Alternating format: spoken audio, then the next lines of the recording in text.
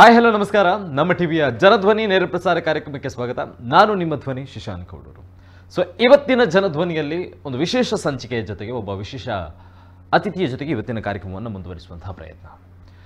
So ಕರಾವಳಿಯಾದ್ಯಂತ smart city ಅಥವಾ ಕರಾವಳಿಗೆ ಸಂಬಂಧಪಟ್ಟಂತೆ ಸ್ಪೆಷಲಿ ಮಂಗಳೂರು ಮಹಾನಗರ ಪಾಲಿಕೆಗೆ ಸಂಬಂಧಪಟ್ಟಂಥ ಅಭಿವೃದ್ಧಿ ವಿಚಾರದಲ್ಲಿ ಅನೇಕ ಪ್ರಶ್ನೆಗಳು ಅನೇಕ ವಿಚಾರಗಳು ಕೂಡ ಇವೆ.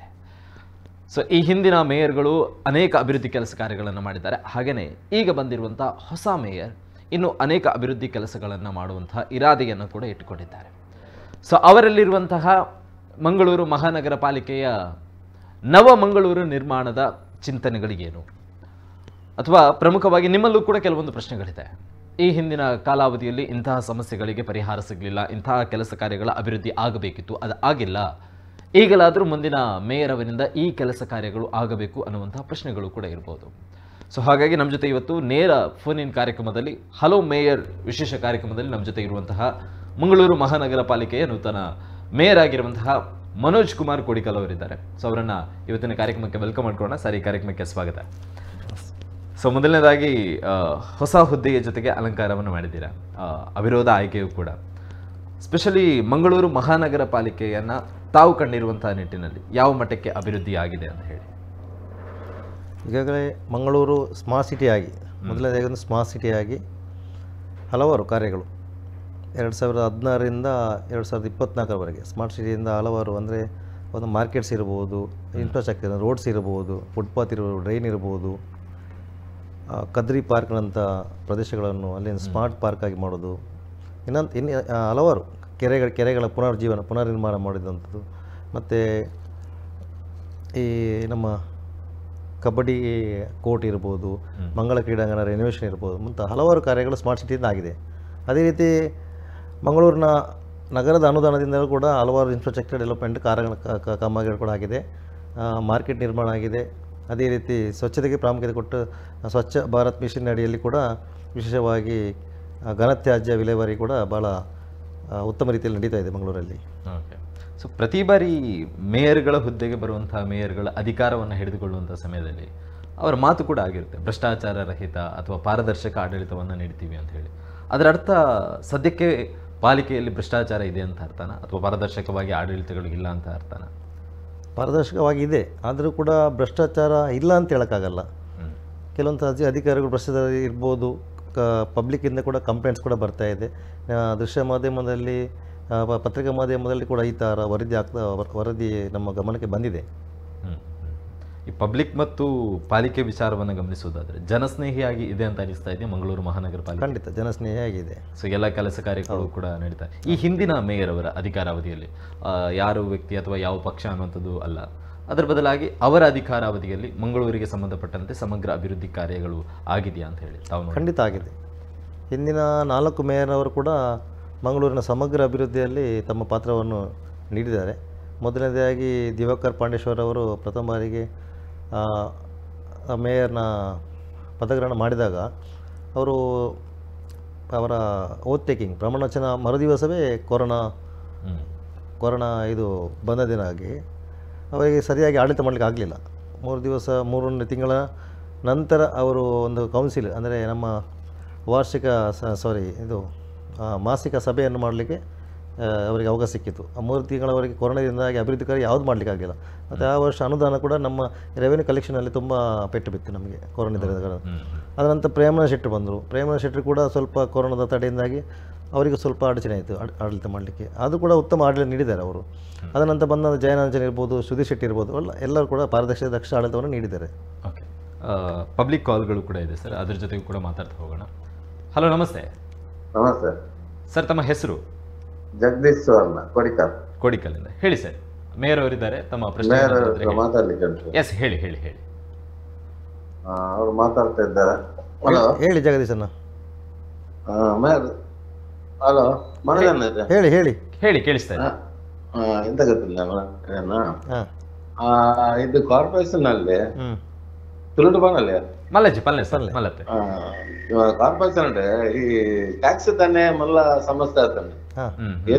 ట్యాక్స్ కట్టిండాల కాంగ్రెస్ కట్టినాక కాంగ్రెస్ కట్టలు ఆపాక పూరా ఇంకలు ట్యాక్స్ కట్టేది పూరా అయిపోక ಕೂಡ ಬಿಜೆಪಿ ಬನ್ನಾಗ ಬೇತನ ಅವ್ಲು ಉಪ್ಪುಜಿ ಓವ್ಲು ಒಪ್ಪುಜಿ ಪೂರ ಮಾಜಿ ದುಪ್ಪು ಎಂಕುಲು ಟ್ಯಾಕ್ಸ್ ಗಾಡಿನ ಇತ್ತದ ಕೊನೋದು ತೂಪಾಂಡಲ್ಲ ಐಲ್ವ ಕಾಪಿ ಬಂದು ನಾವು ಅಂಚತ್ತು ಇಂಚ ಅಂಚನ್ ಆ ಟ್ಯಾಕ್ಸ್ ದೇಶ ಮೇನ್ ಗೊತ್ತಿಲ್ಲ ಓಕೆ ನೇಡು ದುಂಬುದ ಮೇಯರ್ ನಕಲು ಉಪ್ಪನಾಗ ಈ ಸಮಸ್ಯೆ ಇತ್ತನ ಸರ್ ತುಂಬುದ ಮೇಯರ್ ನಕಲು ಇತ್ತನಲ್ಲ ಇತ್ತು ಐಕಿತ್ತು ಮನದನ್ನ ಸರಿ ಮಾಡ್ತೀರಿ ಅಂಚ ಓಕೆ ಓಕೆ ಓಕೆ ಸೊ ಅವ್ರನ್ನ ಗಮನ ಗೊಂಚಿ ಕೊನತರೀರಿ okay okay okay thank you sir thank you ಅವರ ಪ್ರಶ್ನೆಯನ್ನು ನೋಡೋದಾದ್ರೆ ಅಂದ್ರೆ ಟ್ಯಾಕ್ಸ್ ವಿಚಾರದಲ್ಲಿ ಈ ಹಿಂದಿನ ಸರ್ಕಾರದ ಅವಧಿಯಲ್ಲಿ ಟ್ಯಾಕ್ಸ್ಗಳ ಏನು ಪೇ ಮಾಡಿದ್ರು ಬಟ್ ಈಗ ಇರುವಂತಹ ಮೇಯರ್ಗಳು ಮತ್ತೆ ಅದನ್ನ ಕಲೆಕ್ಟ್ ಆಗ್ತಾ ಇದೆ ಅದು ಸಮಸ್ಯೆ ಅಂದರೆ ಈಗ ಇದು ಯಾವುದು ಟ್ಯಾಕ್ಸ್ ಪೇಮೆಂಟ್ ಮಾಡೋದು ಆನ್ಲೈನ್ ಮುಖಾಂತರ ನಾವೀಗ ಯುಟಿಲೈಸ್ ಮಾಡಿ 3 ವರ್ಷ ಆಯಿತು.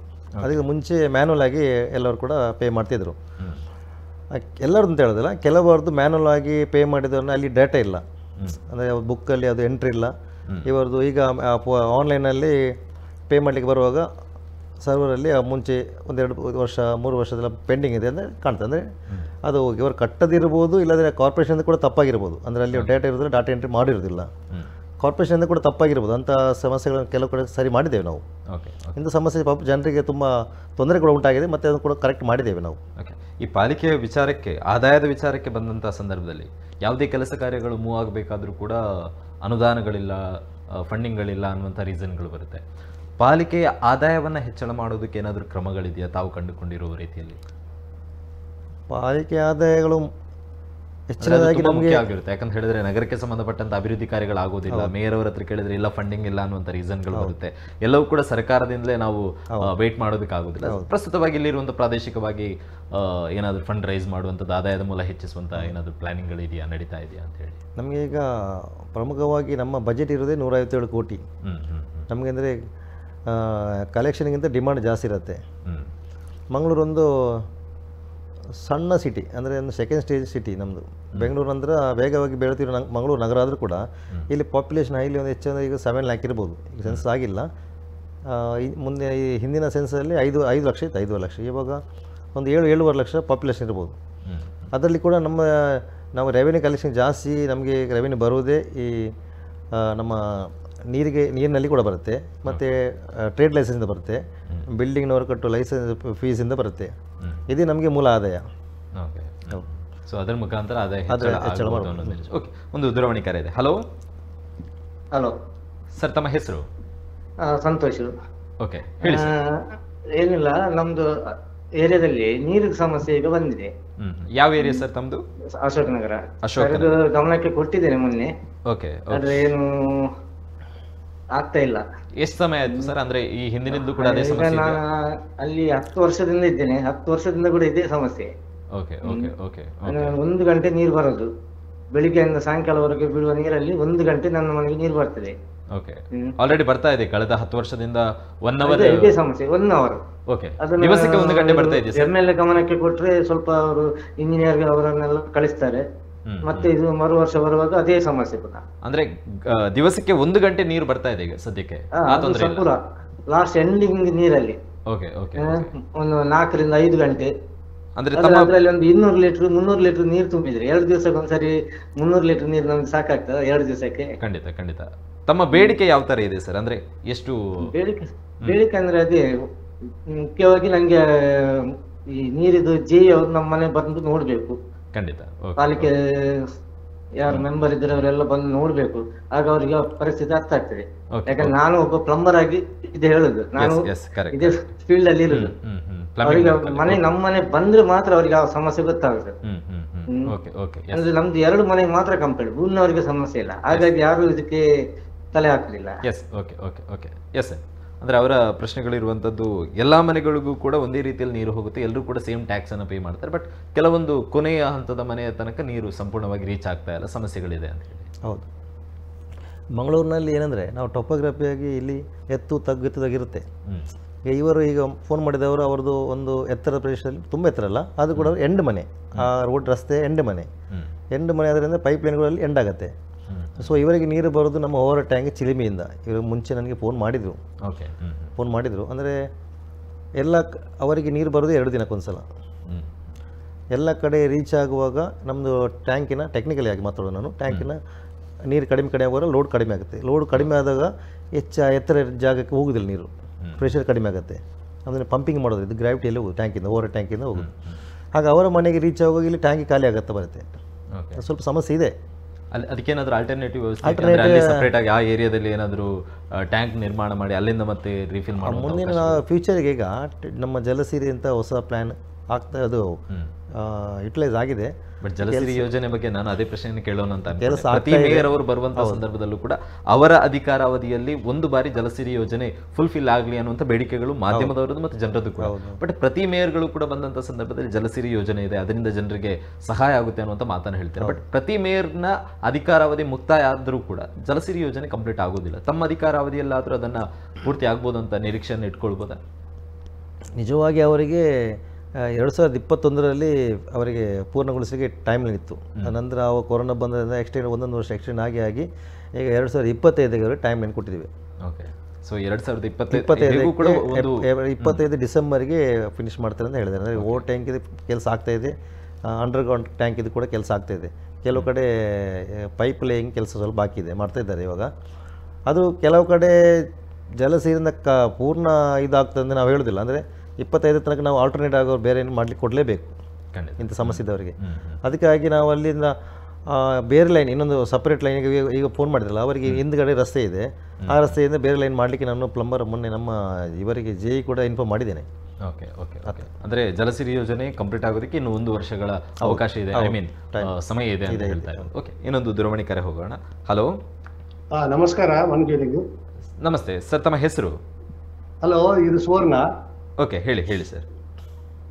ಹಲೋ, ಕೇಳಿಸ್ತಾ ಇದೆ ಹೇಳಿ ಸರ್. ಮನ್ನ ಸರ್ ಹತ್ರ ಮಾತಾಡ್ಬೇಕಿತ್ತು. ನಾನು ನೋಡ್ತಾ ಇದ್ದೇನೆ, ಅವರು ಬೇರೆ ಮಾತಾಡ್ತಿದಾರಲ್ಲ. ಇಲ್ಲ ಹೇಳಿ ಸರ್, ತಾವು ಟಿವಿ ನೋಡಿ ಮಾತಾಡಬೇಡಿ, ನೇರವಾಗಿ ದೂರವಾಣಿ ಮುಖಾಂತರ ಮಾತಾಡಿ.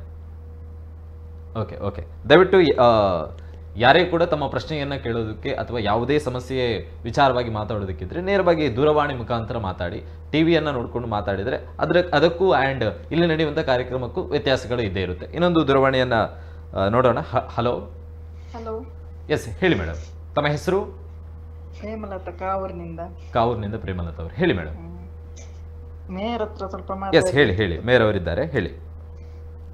ಹಲೋ, ಮಾತಾಡಿ, ಕೇಳಿಸ್ತೆ. ನಮ್ಮಲ್ಲಿ ಡ್ರೈನೇಜ್ ಸಮಸ್ಯೆ ಉಂಟು ಸರ್. ನಾನು ಮೊನ್ನೆ ಪಾಲಿಕೆಗೆ ಫೋನಿನ ಕಾರ್ಯಕ್ರಮದಲ್ಲಿ ಮಾತಾಡಿದ್ದೇನೆ.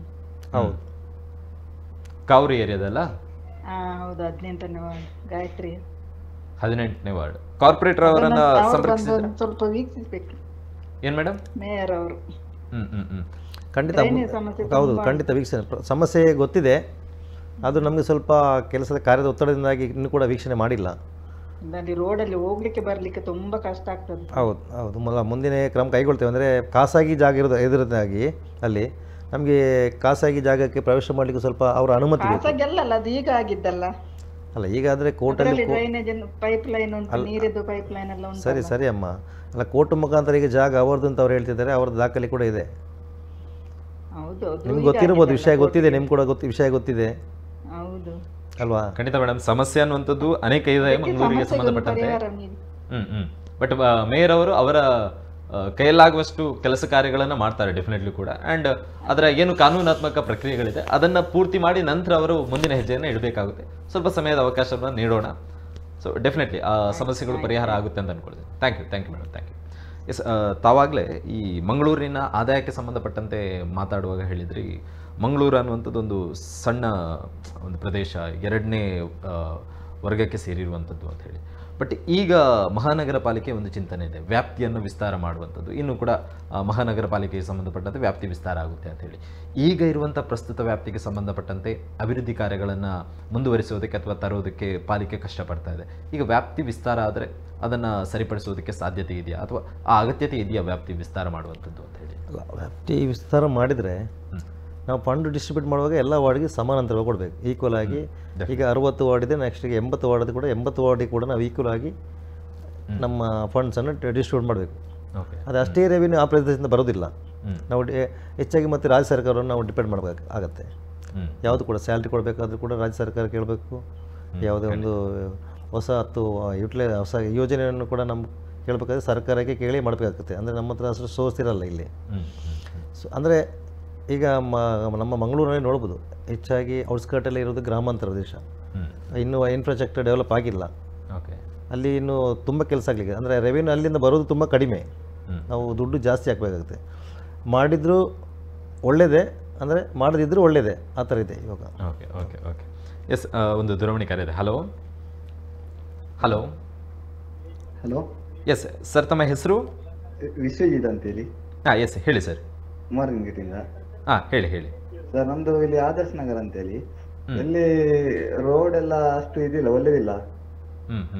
ಒಮ್ಮೆ ಡಾಮರ್ ಹಾಕಿದ್ರು, ಸ್ವಲ್ಪ ಕಾಂಕ್ರೀಟ್ ಹಾಗೆಲ್ಲ, ಮತ್ತೆ ಹಾಗೆ ಇರ್ತದೆ, ಅದು ಕೂಡ ಕ್ಲಿಯರ್ ಮಾಡುದಿಲ್ಲ, ಆ ತರ ಎಲ್ಲ ಉಂಟು. ಆದರ್ಶ ನಗರ ರೋಡ್. ಆದರ್ಶ ನಗರ, ಹೌದು, ಮಾರ್ಗನ್ಸ್ ಗೇಟ್. ಓಕೆ, ಅಂದ್ರೆ ರೋಡ್ ಅಲ್ಲೆಲ್ಲ ಕಲ್ಲೆಲ್ಲ ಅವರು ಇಟ್ಟಿದ್ರೆ ಅದು ಹಾಗೆ ಇರ್ತದೆ, ಮತ್ತೆ ಬಂದು ಅದನ್ನು ಸೈಡ್ ಮಾಡುದಿಲ್ಲ, ಆ ತರ ಎಲ್ಲ. ಮತ್ತೆ ಡಾಮರ್ ಆಗ್ಲಿಲ್ಲ ರೋಡ್ ಎಲ್ಲ. ಓಕೆ, ಈ ಸ್ಮಾರ್ಟ್ ಸಿಟಿ ಯೋಜನೆ ಬಂದ ಬಳಿಕ ಅನೇಕ ಕೆಲಸ ಕಾರ್ಯಗಳು ಅರ್ಧದಲ್ಲೇ ನಿಂತಿದೆ. ಮಂಗಳೂರಿನ ಜನತೆಗೆ ಸ್ಪಷ್ಟವಾಗಿ ಸ್ಮಾರ್ಟ್ ಸಿಟಿ ಅನ್ನುವಂಥ ಶಬ್ದಾರ್ಥ ಏನು ಅಂತ ಕೇಳಿದರೆ ಎಲ್ಲರೂ ಕೂಡ ಹೇಳುವಂಥದ್ದು, ಒಮ್ಮೆ ಅಗಿಯುವಂಥದ್ದು, ಅದನ್ನು ಅರ್ಧಕ್ಕೆ ಬಿಟ್ಟು ಹೋಗುವಂಥದ್ದು ಅನ್ನುವಷ್ಟರ ಮಟ್ಟಕ್ಕೆ ಈಗ ಪ್ರಸ್ತುತ ಕೆಲಸ ಕಾರ್ಯಗಳು ನಡೀತಾ ಇದೆ. ಅದು ಯಾವುದೇ ಮೇಯರ್ಗಳು ಬಂದರೂ, ಯಾವುದೇ ಅಧಿಕಾರಿಗಳು ಬಂದರೂ ಕೂಡ ಸ್ಮಾರ್ಟ್ ಸಿಟಿ ಅಧಿಕಾರಿಗಳನ್ನು ಬೆಂಡೆತ್ತುವಂತಹ ಅಧಿಕಾರಿಗಳು ಕೂಡ ಎಲ್ಲೂ ಕೂಡ ಕಾಣ್ತಾ ಇಲ್ಲ. ಹೊಸ ಮೇಯರ್ಗಳು ಬಂದರೂ ಕೂಡ ಅವರನ್ನು ಅವರ ಪಾಡಿಗೆ ಬಿಟ್ಟು ಬಿಡ್ತಾರೆ. ಜನರು ಆಗಿದ ರಸ್ತೆಯಲ್ಲೇ ಜೀವನವನ್ನು ನಡೆಸಬೇಕಾದಂಥ ಅನಿವಾರ್ಯತೆ ಇನ್ನೂ ಕೂಡ ಅದೇ ಮುಂದುವರಿಯುತ್ತಾ, ಹೇಗೆ ಅಂತ ಹೇಳಿ? ಇಲ್ಲ, ಅಂದರೆ ಸ್ಮಾರ್ಟ್ ಸಿಟಿ ಹೊಸ DPR ಮಾಡುವಾಗ ಈಗ ಆಗಿದ ರಸ್ತೆ ಅಂದರೆ ಹೆಚ್ಚಾಗಿ ನಾನು ಇವಾಗ ನೋಡಿದ ರಸ್ತೆಗಳಲ್ಲಿ ಒಳಚರಂಡಿ ಕೆಲಸಕ್ಕಾಗಿ ಅಗ್ದಿದ್ದಾರೆ. ಸ್ಮಾರ್ಟ್ ಸಿಟಿ ಅವರು ಅದಕ್ಕೆ DPR ಅಲ್ಲಿ ಎಸ್ಟಿಮೇಟ್ ಮಾಡುವಾಗ ಬರೀ ಕಾಂಕ್ರೀಟ್ ರೋಡ್ ಮಾತ್ರ ಮಾಡಿಬಿಡ್ತಾರೆ. ಅವರು UGD ಕೆಲಸ ಮಾಡೋದಿಲ್ಲ. UGD ಅಂದರೆ ನಮ್ಮದು ಒಂದು 30-40 ವರ್ಷ ಓಲ್ಡ್ ಸಿಸ್ಟಮ್, ಅದು UGD. ಅದು ನಾವು ಬ್ರಿಕ್ಸಲ್ಲಿ ಮಾಡಿದ್ದು, ಇಲ್ಲದ್ರೆ ಲ್ಯಾಟ್ರಲ್ ಸ್ಟೋನಲ್ಲಿ ಮಾಡಿದ್ದು ಬ್ರಿಕ್ ಇದು. ಅದು ಒಳಗಡೆ ಕೊಲೆಪ್ಸ್ ಆಗಿ ನಂತರ ಎಲ್ಲ ಬ್ಲಾಕ್ ಆಗಿ ಓವರ್ಫ್ಲೋ ಆಗಿ ಮೇಲೆ ಬರುವಾಗ ನಮ್ಮ ಇಂಜಿನಿಯರ್ಸ್ ಅವರಿಗೆ ಗೊತ್ತಾಗುತ್ತೆ. ಆವಾಗ ಅದು ಪುನಃ ಕಟ್ ಮಾಡಬೇಕು. ಇಲ್ಲದ್ರೆ ಸ್ಮಾರ್ಟ್ ಸಿಟಿ ರೋಡ್ ಆದಮೇಲೆ ಇದು ಹೊಸ ಯೋಜನೆ ಯಾವುದು, ಗೇಲ್ ಗ್ಯಾಸ್ನವ್ರದ್ದು, ಇಲ್ಲದ್ರೆ ಮೆಸ್ಕಾಮ್ ಅವರ ಕೇಬಲ್ UG ಕೇಬಲ್ ಹಾಕೋದು, ಇಲ್ಲಾಂದರೆ ಜಲಸೀರೆ ಅವರ ನೀರಿನ ಯೋಜನೆ, ಅದೆಲ್ಲ ನಂತರ ಬಂದದ್ದು. ಅದು ಆಗುವಾಗ ಕಟ್ ಮಾಡಲೇಬೇಕಾಗತ್ತೆ ಒಂದೊಂದು ಸಲ, ಅದು ಅನಿವಾರ್ಯ. ಬಟ್ ಅದು ಪದೇ ಪದೇ ಮರುಕಳಿಸುವಂಥದ್ದು. ಎಕ್ಸಾಂಪಲ್ ತುಂಬಾ ನಿಯರೆಸ್ಟ್ ಒಂದು ಎಕ್ಸಾಂಪಲ್ ಹೇಳಬೇಕಂತ ಹೇಳಿದರೆ, ತಮ್ಮ ಪಾಲಿಕೆಯ ಮುಂದುಗಡೆ ಇರುವಂಥ KSRTC ಬಸ್ ಸ್ಟ್ಯಾಂಡ್ನ ರಸ್ತೆ, ಆ ರಸ್ತೆಯನ್ನು ಅಗದಿರುವಷ್ಟು ಮಂಗಳೂರಿಗೆ ಸಂಬಂಧಪಟ್ಟಂಥ ಬೇರೆ ರಸ್ತೆಗಳಿಲ್ಲ. KSRTC ಅಂತ ಹೇಳಿದರೆ ಬೇರೆ ರಾಜ್ಯಗಳಿಂದ, ಬೇರೆ ಜಿಲ್ಲೆಗಳಿಂದ ಮಂಗಳೂರಿಗೆ ಬರುವಂಥ ಪ್ರಮುಖ ಹೆಬ್ಬಾಗಿಲು ಅಂತ ಹೇಳ್ಬೋದು. ಬಟ್ ಆ ಬಸ್ ಸ್ಟ್ಯಾಂಡಿಂದ ಹೊರಬರುವಂಥ ವೇಳೆಯಲ್ಲಿ ಪ್ರತಿ ಬಾರಿಯೂ ಕೂಡ ರಸ್ತೆಯನ್ನು ಅಗೆಯುವಂಥದ್ದು. ಕಳೆದ ಬಾರಿ ಇದೇ ಜನಧ್ವನಿಯಲ್ಲಿ ಒಂದು ದೊಡ್ಡ ಸುದ್ದಿಯನ್ನು ಮಾಡಿದ್ವಿ. ಡ್ರೈನೇಜ್ ನೀರುಗಳು ರಸ್ತೆಯಲ್ಲಿ ಹರಿತಾ ಇತ್ತು ಮಳೆಯ ಸಂದರ್ಭದಲ್ಲಿ. ಅದೆಲ್ಲವೂ ಕೂಡ ಪಾಲಿಕೆಯ ಕೂಗಳತೆ ದೂರದಲ್ಲಿ ಆಗುವಂಥ ಸಮಸ್ಯೆ. ಬಟ್ ಪ್ರತಿ ಬಾರಿ ಅದು ರಿಪೀಟ್ ಆಗ್ತಾನೆ ಇದೆ. ಅದಕ್ಕೆ ಸಮಸ್ಯೆಗಳು ಅಥವಾ ಪರಿಹಾರಗಳೇ ಇಲ್ವಾ ಅಂತ ಹೇಳಿ? ಅದಂದ್ರೆ ಆ ಲೈನಲ್ಲಿ ತುಂಬ ಸಮಸ್ಯೆ ಇತ್ತು ಅಂತ 12 ವರ್ಷದ ಹಿಂದಿನ ತಾವು ಹೇಳುತ್ತಾರೆ UGD ಇತ್ತು. ಅದನ್ನು ಅವರೀಗ ಅದರ ಪೈಪ್ ಎಲ್ಲ ಚೇಂಜ್ ಮಾಡಿ ಹೊಸ ಲೈನ್ ಮಾಡಿಬಿಟ್ರು. ಅದು ಅಲ್ಲಿ KSRTCಯಿಂದ ಬಿಜೆಗೆ ಹೋಗೋ ಲೈನ್. ಅದು ಅಂದರೆ ಬ್ಲಾಕ್ ಆಗಿ ಓವರ್ಫ್ಲೋ ಆಗಿತ್ತು. ಮುಂಚಿನ ಓಲ್ಡ್ ಲೈನ್ ತುಂಬ ಡಯಾಮೀಟರ್ ಸ್ವಲ್ಪ ಸಪುರ, ಅಂದರೆ ಪೈಪ್ ಸ್ವಲ್ಪ ತೆಳು ಸಪುರ ಪೈಪ್, ಅದರಿಂದ ಅದರಲ್ಲಿ ಕೆಪಾಸಿಟಿ ಜಾಸ್ತಿ ತಗೊಳಕ್ಕಾಗಲ್ಲ. ಅಂದರೆ ಹೊಸ ಪೈಪ್ ಚೇಂಜ್ ಮಾಡಿ ಪೈಪ್ ಕೆಲಸ ಮಾಡಿದ್ರು ಅವರು.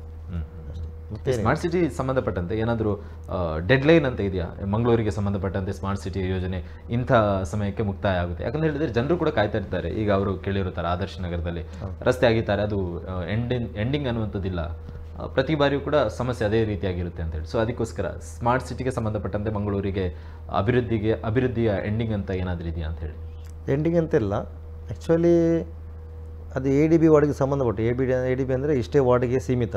ಮಂಗಳೂರಿನಲ್ಲಿ ದಕ್ಷಿಣ ಮತ್ತು ಉತ್ತರ ಕೆಲವೊಂದು ಇಲ್ಲ, ಉತ್ತರದ ಯಾವುದೇ ಪ್ರದೇಶ ಇಲ್ಲ, ಬರೀ ದಕ್ಷಿಣದ ಪ್ರದೇಶ 8 ವಾರ್ಡ್ಗೆ ಮಾತ್ರ ಸೀಮಿತ. ಬೇರೆಯಲ್ಲಿ ಕೂಡ ಸ್ಮಾರ್ಟ್ ಸಿಟಿ ಕೆಲಸ ಆಗ್ತಾ ಇಲ್ಲ. ಅಂದರೆ ನೀವು ಹೇಳಿದಾಗೆ ಈಗ ಸ್ಮಾರ್ಟ್ ಸಿಟಿಗೆ ಡೆಡ್ ಇದೆಯಾ, ಯಾವುದು ದಿನ ಅಂತ ಇಲ್ಲ. ಕೇಂದ್ರ ಸರ್ಕಾರ ಅದನ್ನು ಮುಂದುವರಿಸಿದ್ರೆ ಅದಕ್ಕೆ ಮುಂದುವರಿಸಿ ಹೋಗಬಹುದು. ಇಲ್ಲಂದರೆ ಅಲ್ಲಿ ಈ ADB ವಾರ್ಡ್ ಬಿಟ್ಟು ಬೇರೆ ವಾರ್ಡ್ ಕೂಡ ಅದನ್ನು ಚೇಂಜ್ ಮಾಡ್ಬೋದು. ಈಗ 8 ವಾರ್ಡ್ ಅಲ್ಲಿ ಡೆವಲಪ್ ಆಗಿದೆ, ಇನ್ನು ಬೇರೆ ವಾರ್ಡಿಗೆ ಕೊಡಿ ಅಂತ ಚೇಂಜ್ ಮಾಡ್ಬೋದು, ಆ ಥರ. ಎಸ್, ಒಂದು ದೂರವಾಣಿ ಕರೆ ಇದೆ ನೋಡೋಣ. Hello hello. ಎಸ್ ಸರ್, ತಮ್ಮ ಹೆಸರು? ನಾನು ಯತಿನ್ 60ನೇ ವಾರ್ಡಿನಿಂದ ಮಾತಾಡ್ತಿದ್ದೇನೆ. ಎಸ್, ಹೇಳಿ ಸರ್, ತಮ್ಮ ಪ್ರಶ್ನೆ. ನಮ್ಮ ಆತ್ಮೀಯ ಮೇಯರ್ ಮನೋಜನ ಒಂಚೂರು ಪಾತ್ರ ಪಲ್ಲೆ ತುಳುಟೆ ಮಲ್ಲೆ ಮನೋಜನ ನಮಸ್ತೆ. ನಮಸ್ತೆ. ತುಳುನಾಡದ ಸೊಲ್ಮೇಲೆ ಸರ್, ಲಾಸ್ಟ್ ಟೈಮ್ ನಾನು ಫೋನ್ ಮಾಡ್ತಿದ್ದೆ. ನಾನು 10ನೇ ವಾರ್ಡ್ ಪಾತ್ರ ಸರ್ ಅಂದ ಪನ್ಲೆ ದಾಟೆ ಗೊತ್ತುಂಟು ಸರ್. ನಮ್ಮ ಊళ్ళೋ ಒಂದು ಕಾರ್ಪೊರೇಷನ್ ಕಂಪ್ಲೇಂಟ್ ಮಂತಿ ಬೆಟ್ಟಿಗೆ ಗ್ರಾಸ್ ಕಟ್ಟಿಂಗ್ ಅವಡು ಗೆಲ್ ಕಟ್ಟಿಂಗ್ ಮಂತಿ ಬೆಟ್ಟಿಗೆ ಕಂಪ್ಲೇಂಟ್ ಮಂತ್ರ ಜನ ಕಡಪುರ ತಯಾರಿದ್ದೀರಿ ಸರ್. ಅದೇ ರೆಡ್ ನೆಂಜಿನ ಗೊತ್ತುಂಟು ಜಲಸಿರಿ ಯೋಜನೆ ಪೈಪ್ ಲೈನ್ ಕನೆಕ್ಷನ್ ಆತನು ಬಡವರಿಗೆ ನಿಮಿತ್ತ ಲೈನ್ ಕನೆಕ್ಷನ್ ಆತಿಜಿ ಕನೆಕ್ಷನ್ ಆತಿಜಿ ಬನ್ಪಿ ನೀರು ಪೈಪ್ ಲೈನ್ ಪೂರ ಬೈತುಂಡು ಸಾದಿ ಸಾದಿ ಪಾರ್ದು ಬರ್ತಾರೆ ಪ್ರತಿಯೊಂದು ಜಿಲ್ಲೆಗೆ ಜೋಡಣೆ ಆಗ್ತಿದ್ದಿ ಅದು ಹಂತವಾದ ಆವೊಂದುಂಡು ಹಂತವಾದ ಆವೊಂದುಂಡು ಒಂಜೊಂಜಿ ವಾರ್ಡ್ ಕಂಪ್ಲೀಟ್ ಮಾಡ್ತಾ ಬರೋದಿಲ್ಲ ಪಂಡ ಸರ್ ಇಂಜಿನ ಗೊತ್ತಿನ ಸರ್ ಎನ್ನ ಎಂಟ್ರ ಇಲ್ಲದವಲ್ಲ 61 ಬ್ಲಾಕ್ ಅವಳೊಂದು 1.5 ವರ್ಷ ಸ್ಟ್ರೀಟ್ ಲೈಟ್ ಒಂಜಿ ಕಂಬಕ್ಕೆ ಒಂಜಿ ಸ್ಟ್ರೀಟ್ ಲೈಟ್ ವೈರ್ ಕಟ್ ಆದ ಹೋಗ್ತುಂಡು ಒಂದು ಕಂಪ್ಲೇಂಟ್ ಮಾಡ್ಬಿನಾಗ ಒಂದು ಬೇರೆ ಬರ್ತಿರು ಅವನಿಗೆ ಮಾಡಿ ಇವನಿಗೆ ಮಾಡಿ ಫೋನ್ ಅನ್ನು. ಓಕೆ ಓಕೆ ಏನು ಆಯ್ತು ಆಯ್ಕೆ ಕ್ರಮ ಒಂಜಿ ವಯಸ್ಸುನ್ವೆ ದುಮ್ಮಗೆ ಹಂಚ ಅವನಿಲ್ಲಕ್ಕೆ ಅಂತ ಅಧಿಕಾರಕ್ಕೆ ಪನ್ಪೆ ಲಾಸ್ಟ್ ಟೈಮ್ ಎನ್ನ ಬ್ರದರ್ ಸುಧೀರ್ ಶೆಟ್ಟಿ ಕನ್ನೂರಾಯರ್ನಾರು ಸಾಧಾರಣ ಬೆಲೆ ಎಂಕೆ ಎನ್ನಂಜಿ ಫೋನ್ ಆಯ್ನಾತ್ ಬೆಲೆ ಮನ್ಪ ಐಕೊಂಡ್ ಸರ್ ದಯಮಂತದ್ದು ಒಂದು ಕಂಪ್ಲೇಂಟ್ ಕೊರ್ದು ಮನ್ನ ಒಂದು ಸಮಯ ಒಂದು ಜಲ್ದು ಬೈದಿನ ಕಟ್ಪರೆ 1.5 ವರ್ಷ ದುಮ್ಮದ ಮುಟ್ಟ ಕಾರ್ಪೊರೇಟ್ ನಾಕ್ಲು ಶಕುಂತಲ ಕರ್ಕೇರ್ಲ ಮೀನ ಕರ್ಕೇರ್ ನಾಕ್ ಇಂಜಿನ ಪ್ರಾಬ್ಲಮ್ ಇಟ್ಟಿದ್ದಿ. Okay okay okay yes sir okay ಇರಗೊಂಡಿ ಒಂದು ಆಯ್ನಾತ್ ಬೇಕಂತ ಜನ ಕಟ್ಪುರ್ಲಿ ಅಂದ್ರೆ ಪಣೊಂದಿಲ್ಲ sir. Okay okay thank you sir thank you and ಇನ್ನು ಮುಂದಿನ ವಿಚಾರದಲ್ಲಿ ಹೋಗೋದಾದರೆ ಮಂಗಳೂರಲ್ಲಿ ಅನೇಕ ಬಹುಮಹಡಿ ಕಟ್ಟಡ ಇದೆ. ತಾವಾಗಲೇ ಹೇಳೋ ಥರ ಈ ಆದಾಯದ ಮೂಲವೂ ಕೂಡ ಹೌದು, ಬಟ್ ಅದರಲ್ಲಿ ಅನಧಿಕೃತವಾಗಿ ಕೆಲವೊಂದು ಕಟ್ಟಡ ನಿರ್ಮಾಣ ಆಗ್ತಾ ಇದೆ. ಇಂತಹ ಕೇಸಸ್ಗಳು ಕೂಡ ಇದೆ. ಇದು ಎಷ್ಟರ ಮಟ್ಟಿಗೆ ಎಫೆಕ್ಟ್ ಅಂತ ಹೇಳಿದರೆ ಮೊನ್ನೆ ಅಷ್ಟೇ ಉಳ್ಳಾಲದಲ್ಲಿ 3 ಜನ ಮೈಸೂರಿನ ಇಂಜಿನಿಯರಿಂಗ್ ಯುವತಿಯರ ನೀರಲ್ಲಿ ಮುಳುಗಿ ಸಾವಾಗುವಂಥ ಪರಿಸ್ಥಿತಿ ಬಂತು. ಬಟ್ ಆ ರೆಸಾರ್ಟಿಗೆ ಸಂಬಂಧಪಟ್ಟಂತೆಯೂ ಕೂಡ ಅದು ಅನಧಿಕೃತವಾಗಿ ನಿರ್ಮಾಣವಾಗಿರುವಂಥ ರೆಸಾರ್ಟ್ ಅಂತ ಬಂತು. ಹಾಗೆಯೇ ಮಂಗಳೂರಲ್ಲೂ ಕೂಡ ಅನೇಕ ರೆಸಾರ್ಟ್ಗಳು ಬಹುಮಾಡ ಕಟ್ಟಡಗಳು ಕೂಡ ಇದೆ ಅನಧಿಕೃತವಾಗಿ. ಬಟ್ ಪಾಲಿಕೆ ಅದಕ್ಕೆ ಅವಕಾಶವನ್ನು ನೀಡ್ತಾ ಇದೆ. ಬಿಕಾಸ್ ಅವರು ಟ್ಯಾಕ್ಸನ್ನು ಪೇ ಮಾಡ್ತಾರೆ ಅಥವಾ ಸಂಬಂಧಪಟ್ಟಂತೆ ಏನು ಡಾಕ್ಯುಮೆಂಟ್ನ ಜೊತೆಯಾಗಿ ಏನು ಪೇ ಮಾಡಬೇಕು ಅದನ್ನು ಪೇ ಆಗ್ತಾ ಇದೆ. ಬಟ್ ಅದು ಅನಧಿಕೃತವಾಗಿರುವಂಥದ್ದು ಯಾವುದು ಕೂಡ ಅಧಿಕೃತವಾಗಿ ಯಾವುದು ಇಲ್ಲ ಅನ್ನುವಂಥ ಕಂಪ್ಲೇಂಟ್ಗಳಿದೆ. ಇದರ ಕುರಿತಾಗಿ ಏನಾದರೂ ಆ್ಯಕ್ಷನ್ ತೆಗೆದುಕೊಳ್ಳುವಂಥ ನಿರ್ಧಾರಗಳಿದೆಯಾ? ಇದೆ, ಖಂಡಿತ ಇದೆ. ಅನಧಿಕೃತ ಅಂತ ಗೊತ್ತಾಗಿ ಏನಾದರೂ ಕಂಪ್ಲೇಂಟ್ ಮಾಡಿದರೆ ಅಂಥ ಬಿಲ್ಡಿಂಗನ್ನು ನಾವು ಮುಟ್ಟುಗೋಲು ಹಾಕುವಂಥ ಕ್ರಮವನ್ನು ಕೂಡ ಮಾಡ್ತೇವೆ. ಅಂದರೆ ಬಿಲ್ಡಿಂಗ್ ನಿರ್ಮಾಣದ ಸಂದರ್ಭದಲ್ಲಿ ಪಾಲಿಕೆಯ ಒಂದು ರೂಲ್ಸ್ ಹೇಗೆ ಅಂತ ಹೇಳಿದರೆ ಬಿಲ್ಡಿಂಗ್ನ ಕೆಳ ಹಂತದಲ್ಲಿ ಪಾರ್ಕಿಂಗ್ ವ್ಯವಸ್ಥೆ ಇರಬೇಕು ಅಂತ ಹೇಳಿ. ಬಟ್ ಮಂಗಳೂರಿಗೆ ಕಂಪೇರ್ ಮಾಡಿದರೆ ಅಂತಹ ಬಿಲ್ಡಿಂಗ್ಗಳನ್ನು ಬೆರಳೆಣಿಕೆಯಿಂದ ಕಾಣಬಹುದಷ್ಟೇ. ಅನೇಕ ಬಿಲ್ಡಿಂಗ್ಗಳಿಗೆ ಪಾರ್ಕಿಂಗ್ ವ್ಯವಸ್ಥೆಗಳಿಲ್ಲ, ರಸ್ತೆಯಲ್ಲಿ ಪಾರ್ಕಿಂಗ್ ಮಾಡಬೇಕಾದಂಥ ಅನಿವಾರ್ಯತೆ. ಇದರಿಂದ ನಗರದ ಸೌಂದರ್ಯನೂ ಹಾಳು ಮತ್ತು ಟ್ರಾಫಿಕ್ ಸಮಸ್ಯೆಗಳು ಕೂಡ ಹೆಚ್ಚಾಗ್ತದೆ. ಇದರ ವಿರುದ್ಧವೂ ಕೂಡ ಕ್ರಮದ ಅಗತ್ಯತೆ ಇದೆ ಅಂತ ಖಂಡಿತ ಇರುವಂತೆ.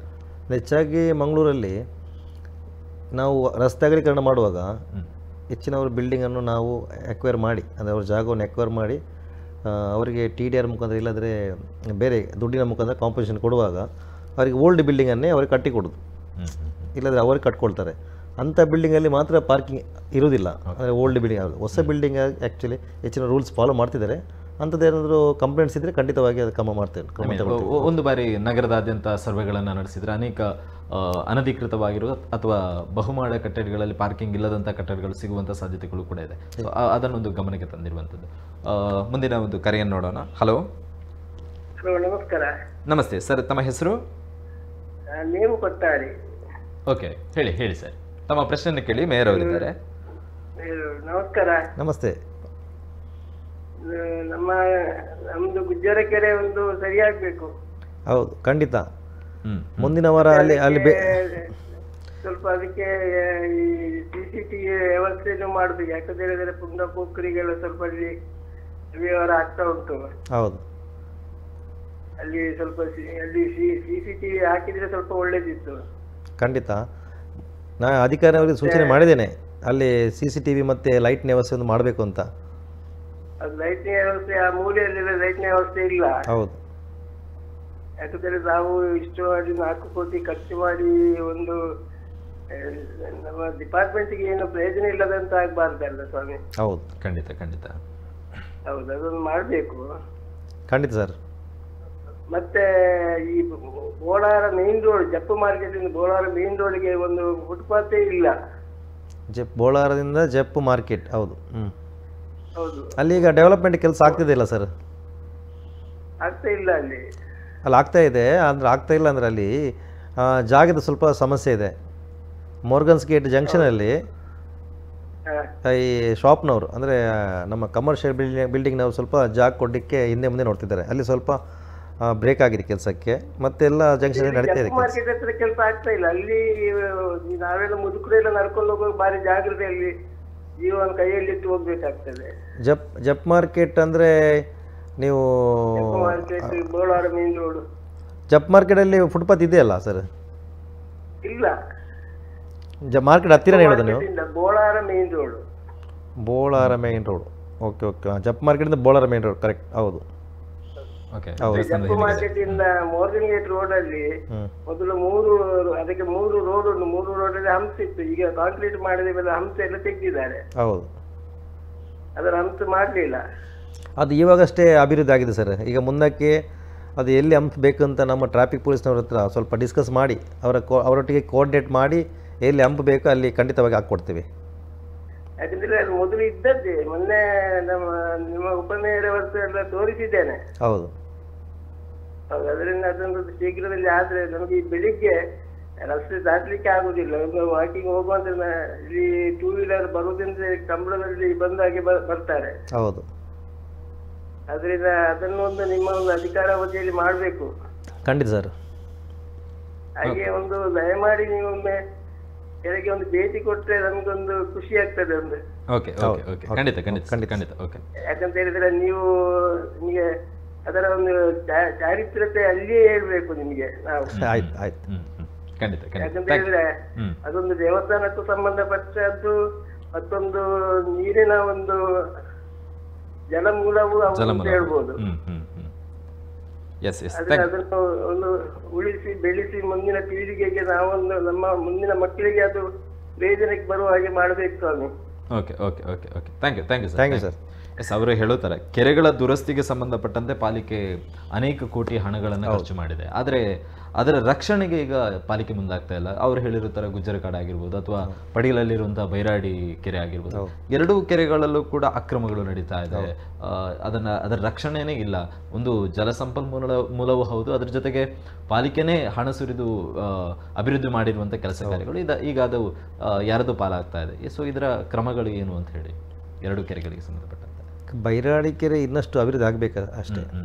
ಅದು ಕೂಡ ನಾವೀಗ ಅಮೃತ್ 2 ಯೋಜನೆಯಲ್ಲಿ ಅದಕ್ಕೆ ದುಡ್ಡು ಸ್ವಲ್ಪ ರಿಸರ್ವ್ ಮಾಡಿದ್ದೀವಿ. ಗುಜ್ಜರ ಕೆರೆ ಅಂದರೆ ಡೆವಲಪ್ ಆಗಿದೆ. ಸುಮಾರು 4 ಕೋಟಿ ವೆಚ್ಚದಲ್ಲಿ ಅದನ್ನು ಡೆವಲಪ್ ಮಾಡಿ ಈಗ ಎಲ್ಲರೂ ನಮ್ಮ ಅದನ್ನು ವ್ಯೂವರ್ಸ್ ಅಂದರೆ ಟೂರಿಸ್ಟರ್ಸ್ ಎಲ್ಲ ಬರ್ತಾರೆ. ಅಲ್ಲಿ ತುಂಬ ಮಂದಿ ಕೂತ್ಕೊಳ್ತಾರೆ. ಸ್ವಲ್ಪ ಅನೈತಿಕ ಚಟುವಟಿಕೆ ಆಗ್ತದೆ ಎಂಬ ಸ್ವಲ್ಪ ದೂರುಗಳಿದೆ. ಅದಕ್ಕಾಗಿ ಈ ಕ್ಯಾಮರಾ ಮತ್ತು ಸ್ವಲ್ಪ ಕಡೆ ಲೈಟ್ಸಿನ ವ್ಯವಸ್ಥೆ ಬೇಕು ಅಂತ ಜನರ ಒಂದು ಆಗ್ರಹ ಇದೆ. ಮುಂದೆ ಖಂಡಿತವಾಗಿ ಅದನ್ನು ಕೂಡ ಮಾಡ್ತೀವಿ. ಮತ್ತು ಕೆರೆಯ ಅದು ಒಳ್ಳೆ ಜಲಸಂಪನ್ಮೂಲ ಇರುವಂಥ ಕೆರೆ, ಅಂದರೆ ಬೇಸಿಗೆಯಲ್ಲಿ ಕೂಡ ಬತ್ತುದಿಲ್ಲ ಅಂತ ನೀರು. ಅದಕ್ಕೆ ಸ್ವಲ್ಪ ನಮ್ಮ UGD ವಾಟರ್ ಸ್ವಲ್ಪ ಮಿಕ್ಸಪ್ ಆಗುತ್ತೆ ಅಂತ ದೂರು ಕೂಡ ಬಂದಿದೆ. ಅದು ಕೂಡ ನೀರು ಕೂಡ ಸ್ವಲ್ಪ ಸ್ಯಾಂಪಲ್ ತಗೊಳ್ಳುವಾಗ ಅದು ಕೂಡ ಅನ್ಫಿಟ್ ಅಂತ, ನೀರು ಒಳ್ಳೆದಿಲ್ಲ ಅಂತ ಕೂಡ ಲ್ಯಾಬ್ ಮುಖಾಂತರ ಬಂದಿದೆ. ಅದು ನೀರು ಎಲ್ಲಿಂದ ಬರೋದು ಅಂತ ಯಾರಿಗೂ ಗೊತ್ತಾಗ್ತಾ ಇಲ್ಲ. ಅಂದರೆ UGD ಒಂದು ಪ್ರೈವೇಟ್ ಜಾಗದಲ್ಲಿ ಇರುವ ಕಾರಣದಿಂದಾಗಿ ಅವ್ರತ್ತಿಗೆ ಪರ್ಮಿಷನ್ ತಗೊಂಡಿದ್ದೇವೆ. ಅಲ್ಲಿಂದ ಬರ್ಬೋದು ಅಂತ ಸಂಶಯ ಇದೆ. ಅಧಿಕಾರಿಗಳು ಅದೇನೋ ಹೇಳಿದ್ದಾರೆ, ಅದನ್ನೊಂದು ರಿಪೇರಿ ಮಾಡಿದರೆ ಸರಿ ಆಗ್ಬೋದು ಅಂತ ಹೇಳಿದ್ದಾರೆ. ಓಕೆ, ಈ ಜಲಸಿರಿಗೆ ಸಂಬಂಧಪಟ್ಟಂತೆ ಅನೇಕ ಕೆಲಸ ಕಾರ್ಯಗಳು ನಡೀತಾ ಇದೆ. ಬಟ್ ಅದಕ್ಕೆ ಸಂಬಂಧಪಟ್ಟಂಥ ಜಲಮೂಲ ಎಲ್ಲಿಂದ ಅಂತ ಹೇಳಿ ಅನೇಕ ಪ್ರಶ್ನೆಗಳಿರುವಂಥದ್ದು. ನಮಗೀಗ ಜಲಮೂಲ ತುಂಬೆಯಿಂದನೇ ಬರ್ತಾ ಇದೆ. ಸೊ ಅದು ಸಾಕಾಗಬಹುದು ಮಂಗಳೂರಿಗೆ ಸಂಬಂಧ? ಖಂಡಿತ ಸಾಕಾಗಬಹುದು. ಅಂದರೆ ಹರೇಕಳದಲ್ಲಿ ಇನ್ನೊಂದು ಡ್ಯಾಮ್ ಆಗ್ತಾ ಇದೆ, ಹೊಸ ಡ್ಯಾಮ್. ಅದು 2 ಡ್ಯಾಮ್ ಸೇರಿ ನಮಗೇನು ಸಮಸ್ಯೆ ಇಲ್ಲ. ನಮಗೆ ಮಂಗಳೂರಿಗೆ ಬೇಕಿರೋದೇ 160 ml ನೀರು. ಅದನ್ನು ಕರೆಕ್ಟಾಗಿ ಪೂರೈಸಿದರೆ 24 ಗಂಟೆ ನೀರು ಖಂಡಿತವಾಗಿ ಕೊಡ್ಬೋದು ನಮಗೆ. ಓಕೆ, ಮುಂದಿನೊಂದು ಕಾಲರ್ ಹತ್ರ ಹೋಗೋಣ. ಹಲೋ, ನಮಸ್ಕಾರ ಸರ್. ಸುಧಾಕರ್ ಅಂತೇಳಿ. ತಮ್ಮ ಹೆಸರು ಸರ್? ಸುಧಾಕರ್ ಅಂತೇಳಿ. ಸುಧಾಕರ್, ಹೇಳಿ ಸರ್. ಸರ್, ಮಹಾನಗರ ಪಾಲಿಕೆ ವತಿಯಿಂದ ಗಿಡ ನೆಡುವ ಕಾರ್ಯಕ್ರಮ ಎಲ್ಲ ಈಗ ಮಾಡ್ತಿದ್ರಿ ನೀವು. ಓಕೆ, ಆದ್ರೆ ಅದರ ಮೇಂಟೆನೆನ್ಸ್ ಹೇಗೆ ಮಾಡ್ತೀರಾ ಅಂತೇಳಿ. ಅಂದ್ರೆ ಈಗ ಕೆಲವಡೆ ಗಿಡ ನೆಟ್ಟಿದ್ದಾರೆ, ನೀರು ಹಾಕುದು ಕಾಣುದಿಲ್ಲ, ಒಂದು ವಿಷಯ. ಮತ್ತೊಂದು ಸಿಟಿ ಈಗ ದೀಪಕ್ ಪೆಟ್ರೋಲ್ ಇಂದ ನಾವು ಕೈಗಾರಿಕೆ ಪ್ರದೇಶಕ್ಕೆ ರೋಡ್ ಹೋಗ್ತದೆ. ಅಲ್ಲಿ ಹಳೆ ಮರದ್ದು ಕಂಡವಾಟ ಇದೆ, ಮತ್ತೆ ಕೊಂಬೆ ಎಲ್ಲ ಒಣಗಿ ಹೋಗಿದೆ. ಅದನ್ನು ತಾವು ಸರ್ ಒಂದು KDB ಅವರ ಹತ್ರ ಮತ್ತೆ ಫಾರೆಸ್ಟ್ ಅವರ ಹತ್ರ ಒಂದು ಮನವಿ ಮಾಡಿ ಅದನ್ನೆಲ್ಲ ಕಡಿಸಿದ್ರೆ ಬಾರಿ ಉತ್ತಮ ಇತ್ತು ಅಂತ. ಯಾಕೆಂದ್ರೆ ತುಂಬಾ ಜನ ಕಾರ್ಮಿಕರೆಲ್ಲ ನಡೆದುಕೊಂಡು ಹೋಗ್ತಾರೆ ಆ ರಸ್ತೆಯಲ್ಲಿ, ನಡೆದುಕೊಂಡು ಹೋಗ್ಲಿಕ್ಕೆ ಹೆದರಿಕೆ ಆಗ್ತದೆ. ಆ ರೀತಿ ಕೊಂಬೆ ಎಲ್ಲ ಒಣಗಿ ಹೋಗಿದೆ. ಕೆಲವು ಮಳೆಗಾಲ ಹೊತ್ತಿಗೆಲ್ಲ ಮರ ಸಹ ಬಿದ್ದು ಹೋಗಿದೆ. ನೀವು ದಯವಿಟ್ಟು ಅದೊಂದು ಮಾಡಿದ್ರೆ ಭಾರಿ ಉಪಕಾರ ಇತ್ತು. ಎಲ್ಲಿ ಬರುತ್ತೆ ಸರ್ ಅದು? ಎಲ್ಲಿ ಯಾವ ರೋಡ್ ಹೇಳಿದ್ದು? ದೀಪಕ್ ಪೆಟ್ರೋಲ್ ಇಂದ ಪೊಲೀಸ್ ಸ್ಟೇಷನ್ ರೋಡ್ ಇದೆಯಲ್ಲ, ದೀಪಕ್ ಪೆಟ್ರೋಲ್ ಬಂದರೆ ಬೈಕಂಪಾಡಿ, ಸೊ ಪಣಂಬೂರು. ಹೌದೌದು. ಅಲ್ಲಿಂದ ಪೆಟ್ರೋಲ್ ಇಂದ ಪೊಲೀಸ್ ಸ್ಟೇಷನ್ ಆಗಿ ಅಲ್ಲಿ ರಸ್ತೆಯಲ್ಲಿ ಹೋಗುವ ಕಾಣ್ತಿದೆ ತುಂಬಾ. ಹೌದಾ? ಅಂದ್ರೆ ಒಣಗಿ ಹೋಗಿದೆ, ಅಂದ್ರೆ ಅಷ್ಟು ದೊಡ್ಡ ದೊಡ್ಡ ಮರ ಬೆಳೆದು ಹೋಗಿದೆ, ಮುಂಬೆಲ್ಲ ಒಣಗಿ ಹೋಗಿದೆ ಎಲ್ಲ. ಓಕೆ, ಅದು NMP ಅವರ ಜಾಗ ಆಗಿರೋದ್ರಿಂದಾಗಿ ಅದು KDB ಅವ್ರದ್ದು ಮೋಸ್ಟ್ಲಿ. Mostly KID. ಹೌದು ಹೌದು, KID ಅವರು ಮತ್ತು ಈ ಫಾರೆಸ್ಟ್ ಹತ್ರ ಸ್ವಲ್ಪ ಮಾತಾಡಿ ನೋಡ ಸರ್, ಅದು ಕಟ್ ಮಾಡಲಿಕ್ಕೆ ಅವರ ಪರ್ಮಿಷನ್ ಬೇಕಾಗತ್ತೆ ನಮಗೆ. ಹೌದು ಸರ್. ಮತ್ತೊಂದು ಈಗ ಏನಂದ್ರೆ, ಈಗ ಬೈಕಂಪಾಡಿಯಲ್ಲೆಲ್ಲ ನಡೆದುಕೊಂಡು ಹೋಗ್ಲಿಕ್ಕೆ ದಾರಿ ಇಲ್ಲ, ಒಂದು ವ್ಯವಸ್ಥೆ ಇಲ್ಲ ಸರಿಯಾಗಿ ಹೋಗ್ಲಿಕ್ಕೆಲ್ಲ. ಹೌದು, ಅದನ್ನೆಲ್ಲ ಒಂದು ವ್ಯವಸ್ಥೆ ಮಾಡಿದ್ರೆ ಬಾರಿ ಉಪಕಾರ ಇತ್ತು. ಇಂಡಸ್ಟ್ರಿಯಲ್ ಏರಿಯಾ ಹೇಳುದು ನೀವು? ಹೌದು, ಇಂಡಸ್ಟ್ರಿಯಲ್ ಏರಿಯಾದಲ್ಲಿ. ಮತ್ತೆ ಏನ್ ಗೊತ್ತಾ, ಇಂಡಸ್ಟ್ರಿಯಲ್ ಏರಿಯಾದಲ್ಲಿ ಕೆಲವು ಕಡೆ ಫುಟ್ಪಾತ್ ಮಾಡಿದ್ದಾರೆ ಎಲ್ಲ, ಅದ್ರ ಮೇಲೆ ಗೂಡಂಗಡಿಯಲ್ಲಿ ಇಟ್ಟಿದ್ದಾರೆ ಈಗ ತುಂಬಾ ಜನ ಈಗ ಬಂದು. ನಡೆದುಕೊಂಡು ಹೋಗ್ಲಿಕ್ಕೆ ಸ್ಥಳ ಇಲ್ಲ ಈಗ ಇಂಡಸ್ಟ್ರಿಯಲ್ ಏರಿಯಾದಲ್ಲಿ. ಆಯ್ತು ಸರ್, ಆಯ್ತು. ಗೂಡಂಗಡಿ ಎಲ್ಲ ತುಂಬಿದೆ ಫುಟ್ಪಾತ್ ಮೇಲೆ ಎಲ್ಲ. ಹೌದು, ಅಂತ ಕಂಪ್ಲೇಂಟ್ ಇದ್ದರೆ ಖಂಡಿತವಾಗಿ ನಾವು ಕಾರ್ಯಾಚರಣೆ ಮುಖಾಂತರ ತೆಗಿತೀವಿ. ಯಾರಿಗಾದ್ರೂ ಜನರಿಗೆ ವಾಹನಕ್ಕೆ ತೊಂದರೆ ಉಂಟಾಗುವಲ್ಲಿ ಅಂಥ ಗಾಡಿಯನ್ನು ಗೂಡಂಗನ್ನು ಇಟ್ಟಿದ್ರೆ ಖಂಡಿತವಾಗಿ ತೆರವು ಮಾಡ್ತೀವಿ. ಮತ್ತೆ ಗಿಡದ ವಿಷಯ ಸರ್? ಗಿಡ ಅಂದರೆ KID ಅವರು ನೆಟ್ಟ ಗಿಡಕ್ಕೆ ನಾವು ನೀರು ಹಾಕುವ ಇದಿಲ್ಲ, ಅಂದರೆ ಅದನ್ನು ಅವರೇ ಇದು. ಅಲ್ಲ, ಈಗ ನೀವು ನಿಮ್ಮ ವತಿಯಿಂದ ಎಲ್ಲ ಕಡೆ ರಸ್ತೆಯಲ್ಲಿ ನೀವು ನಡೆತಿದ್ರಲ್ಲ? ಹೌದು, ಅದಕ್ಕೆ ನಮ್ಮ ಕಡೆಯಿಂದ ನೀರು ಹಾಕುವ ವ್ಯವಸ್ಥೆ ಇದೆ, ಟ್ಯಾಂಕರ್ ಮುಖಾಂತರ ನೀರು ಹಾಕ್ತಾರೆ ಸರ್. ಈ ಅಂದರೆ ಅವರು ಹೇಳುತ್ತಾರೆ, ಈ ಖಾಸಗಿಯವರು ನೆಟ್ಟಂಥ ಗಿಡ ಅಥವಾ ಅವರೇನು ಮೇಂಟೈನ್ ಮಾಡ್ತಾರೆ. ಎಕ್ಸಾಂಪಲ್ ಪಂಪಲ್ನಲ್ಲಿ ಸೇತುವೆ ಮೇಲುಗಡೆ ನಾವು ಕಾಣ್ತಾ ಇರುವಂಥದ್ದನ್ನು ಕರ್ನಾಟಕ ಬ್ಯಾಂಕ್ ಅದನ್ನು ಮೇಂಟೆನೆನ್ಸ್ ಮಾಡ್ತಾ ಇದೆ. ಖಾಸಗಿ ಅವರು ಯಾರು ಅದನ್ನು ಮೇಂಟೆನೆನ್ಸ್ ಮಾಡ್ತಾರೆ, ಅಂತಹ ಗಿಡಗಳು ಅಥವಾ ಆ ಒಂದು ಪ್ರದೇಶಗಳು ನೀಟಾಗಿರುತ್ತೆ. ಪಾಲಿಕೆಯ ಅಂಡರಲ್ಲಿ ಬರುವಂತಹ ಗಿಡಗಳ ಬೆಳವಣಿಗೆ ಅದು ಬೇಕಾಬಿಟ್ಟಿಯಾಗಿರುತ್ತೆ, ಅದರ ಮೇಂಟೆನೆನ್ಸ್ಗಳು ಮಾಡೋದಿಲ್ಲ. ಮೊನ್ನೆಯಷ್ಟೇ ಈ ಗೂಡಂಗಡಿಗಳ ತೆರವು ಕಾರ್ಯಾಚರಣೆಯ ಸಂದರ್ಭದಲ್ಲೂ ಕೂಡ ಅಷ್ಟೇ ಪಾಲಿಕೆಯಿಂದ ಹೋಗಿ ಗಿಡ ನೆಡುವಂಥ ಕಾರ್ಯಕ್ರಮವನ್ನು ಮಾಡಿದರು. ಆ ಫುಟೇಜ್ಗಳನ್ನು ಮಾತ್ರ ನಾವು ಮಾಧ್ಯಮಗಳಲ್ಲಿ ನೋಡಿದ್ದೇವೆ. ಅದರ ನಂತರ ಆ ಗಿಡಗಳಿಗೆ ನೀರುಣಿಸುವಂತಹ, ನೀರು ಹಾಕುವಂತಹ ಕೆಲಸ ಕಾರ್ಯಗಳನ್ನು ಪಾಲಿಕೆ ಮಾಡಿಲ್ಲ, ಅಂಥದ್ದು ಮಾಡುವಂಥದ್ದು ಇಲ್ಲ ಅನ್ನುವಂಥ ದೂರ ಅವರದ್ದು ಸ್ಪೆಷಲ್ ನೋಡೋದಾದರೆ. ನಿಜವಾಗಿ ಅಂದರೆ ಮಾಡಬೇಕು, ಅಂದರೆ ನಾವು ಗಿಡ ನೆಡುವಾಗ ಎಷ್ಟು ಇಂಪಾರ್ಟೆನ್ಸ್ ಕೊಡ್ತೇವೆ ಅದನ್ನು ನಿರ್ವಹಣೆ ಕೂಡ ನಮಗೆ ಅತಿ ಮುಖ್ಯ. ಖಂಡಿತ. ಈಗ ನಮ್ಮ ವ್ಯವಸ್ಥೆ ಕೂಡ ಇದೆ, ಟ್ಯಾಂಕರಲ್ಲಿ ನೀರಾಗುವ ವ್ಯವಸ್ಥೆ ಕೂಡ ಇದೆ. ಈ ಬಾರಿ ಸ್ವಲ್ಪ ಮಳೆ ಸ್ವಲ್ಪ ಜಾಸ್ತಿ ಇದ್ರಾಗಿ ಇನ್ನೂ ಕೂಡ ಸ್ಟಾರ್ಟ್ ಮಾಡಿಲ್ಲ ಇರ್ಬೋದು, ಇನ್ನು ಮುಂದಕ್ಕೆ ನಾವು ಮಾಡಿಸ್ತೀವಿ. ಅಂದರೆ ಕೆಲವು ಕಡೆ ಈಗ ಮೀಡಿಯನಲ್ಲಿ ಡಿವೈಡರಲ್ಲಿ ನೆಟ್ಟ ಗಿಡಕ್ಕೆಲ್ಲ ಈಗ ನೀರು ಹಾಕ್ತಿದ್ದೀವಿ. ಅಂದರೆ ಈ ವರ್ಷ ನೆಟ್ಟ ಗಿಡಕ್ಕೆ ಅಂತ ಏನು ಎಲ್ಲಿಂದ ಕೂಡ ದೂರ ಕೂಡ ಬಂದಿಲ್ಲ. ಅಂಥದ್ದಿದ್ದರೆ ನಾವು ಮುಂದೆ ಕ್ರಮ ತೆಗೆದುಕೊಳ್ತೀವಿ ಖಂಡಿತವಾಗಿ. ಈಗ ಸದ್ಯಕ್ಕೆ ಸಂಬಂಧಪಟ್ಟಂಥ ವಿಚಾರ ಅಲ್ಲ, ಅಥವಾ ತಮ್ಮ ಅಧಿಕಾರಾವಧಿ ಕೂಡ ಇನ್ನು 5.5 ತಿಂಗಳು ಆ್ಯಕ್ಚುಲಿ. ಬಟ್ ಆ ಸಂದರ್ಭಕ್ಕೆ ಅನುಗುಣವಾಗುವಂಥ ಪ್ರಶ್ನೆಯೂ ಕೂಡ ಅಲ್ಲ. ಆದರೂ ಕೂಡ ಮಂಗಳೂರಲ್ಲಿ ಈ ಹಿಂದಿನ ಸಂದರ್ಭದಲ್ಲಿ, ಈ ಮಳೆಗಾಲದ ಸಂದರ್ಭದಲ್ಲಿ ನೀರಿಗೆ ಅಥವಾ ಮನೆಗೆ ಹೋಗಿ ಈ ಸೊಳ್ಳೆಯ ಹೊಗೆಗಳನ್ನು ಬಿಡುವಂಥ ಕೆಲಸ ಕಾರ್ಯಗಳು ಪಾಲಿಕೆಯಿಂದ ಆಗ್ತಾ ಇತ್ತು. ಬಟ್ ಈಗ ಅದು ನಿಂತಿದೆ, ಪಾಲಿಕೆಯಿಂದಲೇ ಅದನ್ನು ಮುಂದೆ ಮಾಡ್ತಾ ಇಲ್ಲ. ಬಟ್ ಡೆಂಗ್ಯೂ ಅಂತಹ ಮಾರಕ ರೋಗಗಳಿಗೆ ಅದುವೇ ತುಂಬಾ ಪರಿಣಾಮಕಾರಿಯಾಗಿರುವಂಥ ಮದ್ದು. ಬಟ್ ಅದನ್ನು ಪಾಲಿಕೆ ಯಾಕೆ ನಿಲ್ಲಿಸಿ ಈಗ ಸದ್ಯಕ್ಕೆ ಸ್ಥಗಿತಗೊಳಿಸಿದೆ ಅಂತ ಹೇಳಿ? ಖಂಡಿತ ನಮ್ಮ ಮಂಗಳೂರು ಮಹಾನಗರ ಪಾಲಿಕೆ ನಾವು ಅದಕ್ಕಂತಲೇ MPW ವರ್ಕರ್ಸ್ ಅಂದರೆ ಮಲ್ಟಿಪರ್ಪಸ್ ವರ್ಕರ್ಸ್ ಅಂತ ನಾವು ಒಂದು 60 ಜನವನ್ನು 60 ವಾರ್ಡಿಗೆ 60 ಜನವನ್ನು ನಾವು ಔಟ್ಸೋರ್ಸ್ ಮುಖಾಂತರ ತೆಗೆದುಕೊಂಡಿದ್ದೇವೆ. ಯಾಕೆಂದರೆ ಸ್ಪೆಷಲಿ ಈ ಡೆಂಗ್ಯೂ ಮಲೇರಿಯಾ ಇಂಥ ಕೇಸಸ್ಸಿಂದಾಗಿ ಅಂದರೆ ನಾವು ಸ್ಪ್ರೇ ಮಾಡ್ತೀವಿ, ಇಲ್ಲಾಂದರೆ ಫಾಗಿಂಗ್ ಅದು ಕೂಡ ಮಾಡ್ತೀವಿ. ಅದೇ ನಿಜವಾಗಿ ನಾವು ಅದಕ್ಕೆ ಪರಿಹಾರ ಅಲ್ಲ. ಅಂದರೆ ಸೊಳ್ಳೆ ಹುಟ್ಟಿದ ನಂತರ ನೀವು ಸ್ಪ್ರೇ ಮಾಡಿದ್ದು ಕೂಡ ಅದು ಸಾಯಲ್ಲ, ಫಾಗಿಂಗ್ ಮಾಡಿದ್ದು ಕೂಡ ಸಾಯಲ್ಲ. ಅದು ಬೆಳವಣಿಗೆಯಲ್ಲಿ ಅಂದರೆ ಬ್ರೀಡಿಂಗ್ ಆಗೋಗಲಿ ನಾವು ಅದನ್ನು ಮೂಲದಿಂದಲೇ ಅದನ್ನು ಬ್ರೀಡ್ ಆಗದಾಗಿ ನಾವು ನೋಡ್ಕೊಳ್ಳುವಾಗೆ MPW ವರ್ಕರ್ಸ್ಗೆ ನಾವು ಅವರಿಗೆ ಟ್ರೈನಿಂಗ್ ಕೂಡ ಮಾಡಿದ್ದೇವೆ. ಅದು ಕೆಲಸ ಕೂಡ ಅವರೇ ಅದನ್ನೇ ಮಾಡ್ತಿದ್ದಾರೆ ಅವರು. ಅಂದರೆ ಬ್ರೀಡಿಂಗನ್ನು ಫೈಂಡ್ ಔಟ್ ಮಾಡೋದು, ಅಲ್ಲಿಂದ ಅದನ್ನು ಕೊಲಾಪ್ಸ್ ಮಾಡೋದು ಕೆಲಸವನ್ನು ಕೂಡ ಮಾಡ್ತಿದ್ದಾರೆ ಅವರು. ಓಕೆ, ಒಂದು ದೂರವಾಣಿ ಕರೆ ಇದೆ. ಹಲೋ. ಹಲೋ. ಎಸ್, ತಮ್ಮ ಹೆಸರು ಸರ್? ನಾವು ಶೇಷಪ್ಪ ಅಂತ ಸರ್. ಎಸ್, ಹೇಳಿ ಸರ್. ಹಲೋ, ಹೇಳಿ. ಮೇಯರ್ ಅವ್ರ ಹತ್ರ ಪ್ರಶ್ನೆ ಇದೆ. ಎಸ್, ಹೇಳಿ. ಈ ಕೋಡಿಕಲ್ ಪರಿಸರದಲ್ಲಿ ಅಲ್ಲಿ ಮೇಲೆ ಚರ್ಚೆ ಹತ್ರ ಸ್ವಲ್ಪ ರೋಡ್ ಎಲ್ಲ ಸರಿ ಇಲ್ಲ ಸರ್. ಅದು ಎಷ್ಟು ಇದು ಮಾಡಿದ್ರು ಅಲ್ಲಿ ಸರಿ ಆಗ್ತಾ ಇಲ್ಲ. ಈ ತೋಡು ಫುಲ್ಲು ನೀರು ನಿಲ್ಲುತ್ತೆ. ಅದಕ್ಕೆ ಏನ್ ಮಾಡ್ತೀರಾ ವ್ಯವಸ್ಥೆ? ಖಂಡಿತ. ಈಗ ನಾನು ಡೈಲಿ ಹೋಗೋ ರಸ್ತೆ ಅದು, ನನ್ನ ಮನೆಯಿಂದ ಅವರಷ್ಟು ಹೋಗೋ ರಸ್ತೆ. ಅದೀಗ ಲಾಸ್ಟ್ ಟೈಮ್ ಅದರಲ್ಲಿ ಜಲಸಿರಿ ಅವರ ಪೈಪ್ಲೈನ್ ಮಾಡುವಾಗ ಅವರೇ ಪ್ಯಾಚ್ ವರ್ಕ್ ಮಾಡೋದು. ಅಂದರೆ ಯಾರು ಕೆಲಸ ಮಾಡಿದ್ರೆ ಅವರೇ ಅದನ್ನು ಡಿಸ್ಟ್ರಕ್ಷನ್ ಮಾಡೋದು. ಅವರ DPRಲ್ಲಿದೆ, ಎಸ್ಟಿಮೇಟಲ್ಲಿದೆ, ಅವರು ಮಾಡಿದರು. ಅದರ ನಂತರ ಅದು ವರ್ಷಂಪ್ರತಿ ಡಾಮರಲ್ಲಿ ನಿಲ್ಲೋದಿಲ್ಲ. ಅಂದರೆ ಈ ಡ್ರೈನ್ ಸಿಸ್ಟಮ್ ಇಲ್ಲದ ಕಾರಣವಾಗಿ ಮಳೆಯಲ್ಲಿ ಇದು ರಸ್ತೆಯಲ್ಲಿ ನೀರು ಹರಿದು ಕಾರಣದಿಂದಾಗಿ ಟಾರ್ ನಿಲ್ಲೋದಿಲ್ಲ. ವರ್ಷ ಪ್ರತಿ ನಾವೀಗ ಅದಕ್ಕೆ ಪ್ಯಾಚ್ ವರ್ಕ್ ಕೂಡ ಮಾಡ್ತೀವಿ. ಈ ಬಾರಿ ಕೂಡ ಅದಕ್ಕೆ ಪ್ಯಾಚ್ ವರ್ಕ್ ಮಾಡಿ ನಂತರ ಆದರೂ ಈಗ ಪ್ರೀಮಿಯರ್ ಎಫ್ಐರಲ್ಲಿ ಆ ರಸ್ತೆಯನ್ನು ಅಭಿವೃದ್ಧಿಗೊಳಿಸುವ ಹಾಗೆ ನಾವು DPR ಕೂಡ ರೆಡಿ ಮಾಡಿದ್ದೀವಿ. ಆ ಮುಖಾಂತರ ಅದಕ್ಕೆ ಡ್ರೈನ್ ಮತ್ತು ಫುಟ್ಪಾತ್ನ ಕೆಲಸ ಕೂಡ ಆಗುತ್ತೆ. ರಸ್ತೆ ಕೂಡ ನಾವು ಡಾಮರನ್ನು ಕೂಡ ಹಾಕ್ತೀವಿ.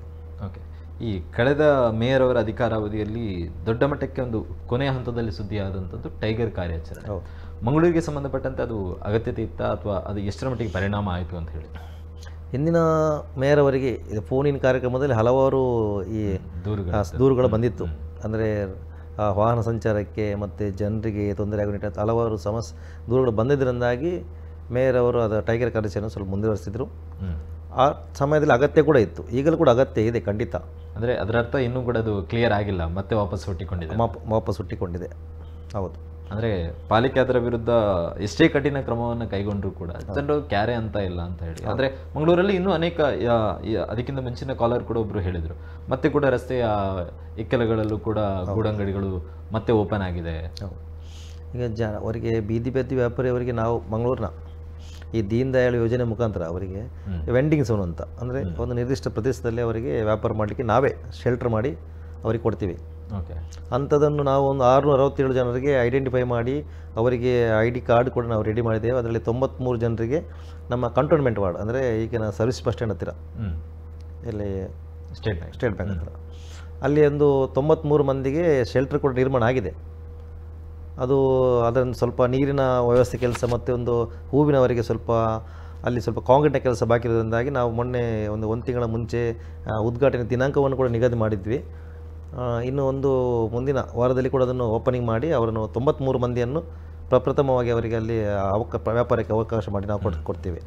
ಅಂದರೆ ಹಂತವಾಗಿ 33 ಕಡೆ ನಾವು ಐಡೆಂಟಿಫೈ ಮಾಡಿದ್ದೇವೆ ಮಂಗಳೂರು ನಗರದಲ್ಲಿ. ಹಂತವಾಗಿ ಇದು ಕಡಿಮೆ ಬರ್ಬೋದು. ಅದರ ನಂತರ ಕೂಡ ಬೀದಿ ಬದಿಯಲ್ಲಿ ಅದು ವಾಹನ ಸಂಚಾರಕ್ಕೆ ತೊಂದರೆ ಉಂಟು ಮಾಡಿದಲ್ಲಿ ನಾವು ಕಠಿಣ ಕ್ರಮವನ್ನು ಖಂಡಿತವಾಗಿ ತಗೊಳ್ತೀವಿ. ಈಗಾಗಲೇ ಕೂಡ ಟೈಗರ್ ಕಾರ್ಯಾಚರಣೆಗಂತ ಹೊಸತೇ ಒಂದು ತಂಡವನ್ನು ನಾವು ಟೆಂಡರ್ ಮುಖಾಂತರ ಇದು ಮಾಡಿದ್ದೀವಿ, ಆಗಿದೆ ಅದು. ಈಗ ಬರುವ ವಾರದಿಂದ ಅವ್ರು ಕಾರ್ಯಾಚರಣೆ ಕೂಡ ಮಾಡ್ತಾರೆ ಅವರು. Okay okay. ಒಂದು ದೂರವಾಣಿ ಕರೆ ಅಂತ ಹೋಗೋಣ. ಹಲೋ ಹೇಳಿ ಸರ್. ಹಲೋ ಹಲೋ, ತಮ್ಮ ಹೆಸರು ಸರ್? ದಿನೇಶ್ ಕೋಟ್ಯಾನ್ ಅಂತ. ಓಕೆ, ಹೇಳಿ. ನಮ್ದು ಮೇಯರ್ ಹತ್ರ ಸ್ವಲ್ಪ ಮಾತಾಡ್ಬೇಕಿತ್ತು. ಎಸ್, ಹೇಳಿ ಹೇಳಿ, ಕೇಳಿಸ್ತಾ ಇದೆ ಹೇಳಿ ಸರ್. ಮೇಯರ್ ಅವರಿದ್ದಾರೆ, ಹೇಳಿ ತಮ್ಮ ಪ್ರಶ್ನೆಯನ್ನು ಕೇಳಿ. ನಮ್ದು ಫೋರ್ತ್ ಮೈಲ್ ಮುಲ್ಲಕಾಡಿಂದ ಈಗೊಬ್ರು ಫೋನ್ ಮಾಡಿದ್ರು, ನಮ್ದೊಂದು ಅಂಬೇಡ್ಕರ್ ಕಾಲೋನಿ ಹತ್ರ ಎಫ್ಸಿ ಲ್ಯಾಂಡ್ ಹತ್ರ ನಮಗೊಂದು 2 ತಿಂಗಳಿಂದ ಒಂದು ಡ್ರೈನೇಜ್ ಪ್ರಾಬ್ಲಮ್ ಉಂಟು. ಅದು ಅವರ ಹತ್ರ ಮನವರಿಕೆ ಮಾಡ್ಲಿಕ್ಕೆ ಒಂದ್ ಸ್ವಲ್ಪ ಅವರ ಹತ್ರ ಮಾತಾಡ್ಬೇಕಿತ್ತು. ಹೇಳಿ ಸರ್, ಹೇಳಿ ಮೇಯರ್ ಅವರೇ ಮಾತಾಡ್ತಾ ಇದ್ದಾರೆ, ಹೇಳಿ, ಕೇಳಿಸುವವರಿಗೂ ಕೂಡ. ಹಲೋ ಮನೋಜನ್ನ, ನಮಸ್ಕಾರ. ನಮಸ್ತೆ ನಮಸ್ತೆ ಸರ್. ಎಕಡೆ ಬಂಜು ಕಾಲ್ ಮಾಡ್ತಿರ್ತೀರು ಫೋರ್ತ್ ಮೈಲ್ ಅಂಬೇಡ್ಕರ್ ಕಾಲೋನಿ ಇರುದು ಹೇಮಲತಾ. ಅದೇ ಹೇಮಲತಾ ಸರ್. ಎಂಕ್ಲಿಗೆ ಒಂಜಿ ಡ್ರೈನೇಜ್ ಸಮಸ್ಯೆ ಒಂಜಿ 2 ತಿಂಗಳು ಇಚ್ಚುಂಟು ಸರ್. ಎಲ್ಲೇ ಜೋಕುಲು ಅಲ್ಪ ಅಡತೊಂದುಲ್ಲೇರು ಎಂಕುಲು ಒಂಜಿ SC ಪ್ರತಿನಿಧಿ ಆಯ್ನೇಟ ಇರುಡು ಒಂಜಿ ಪಾತೆರ್ನು ಈ ಡ್ರೈನೇಜ್ ಸಮಸ್ಯೆ ಮುಕ್ತಿ ಆಪ ಸರ್. ಇನ್ನು ಪುದಾದ ಪಂಡರಣ್ಣ ದಿನೇಶ್ ಕೋಟ್ಯಾನ್ ಮುಲ್ಲಕಾಡು. ದಿನೇಶ್ ಅಣ್ಣ ಪಂಡ ಇತ್ತೆ ಆ ಜಾಗ ಆ ಪ್ರೈವೇಟ್ ಪಂಡ ದುಂಬುದ ಮಾಜಿ ಕಾರ್ಪೊರೇಟರ್ ನಾಗವೇಣಿ ಯಾರನ್ನ ಜಾಗದ ಉಲಾಡಿ ಇತ್ತಿನದು ನಮ್ಮ ಕೈತುಲೈ ನಮ್ಮ ಕಾರ್ಪೊರೇಷನ್ದ ಒಂಜಿ ಜೆಟ್ ಸೆಕ್ಕರ್ ಗಾಡಿ ಅವಾರ್ಡ್ ಇದನ್ನ ಹೆಲ್ತ್ ಇನ್ಸ್ಪೆಕ್ಟರ್ ಏರೇ ಪೋಯರ್ಲ ಅಲ್ಪ ಹಾಕ್ಲು ಪರ್ಮಿಷನ್ ಕೊರೊಂದಿಜ್ಜೇರು. ಇವನ್ ಯಾನ್ ಅಡೆಗೆ ಎರಡೆ ಫೋನ್ ಮಾಡ್ತದೆ ಬರ್ಪೆ ಈರ್ಲ ಬರುಚಿ ಪಡೊಂದು ಯಾರು.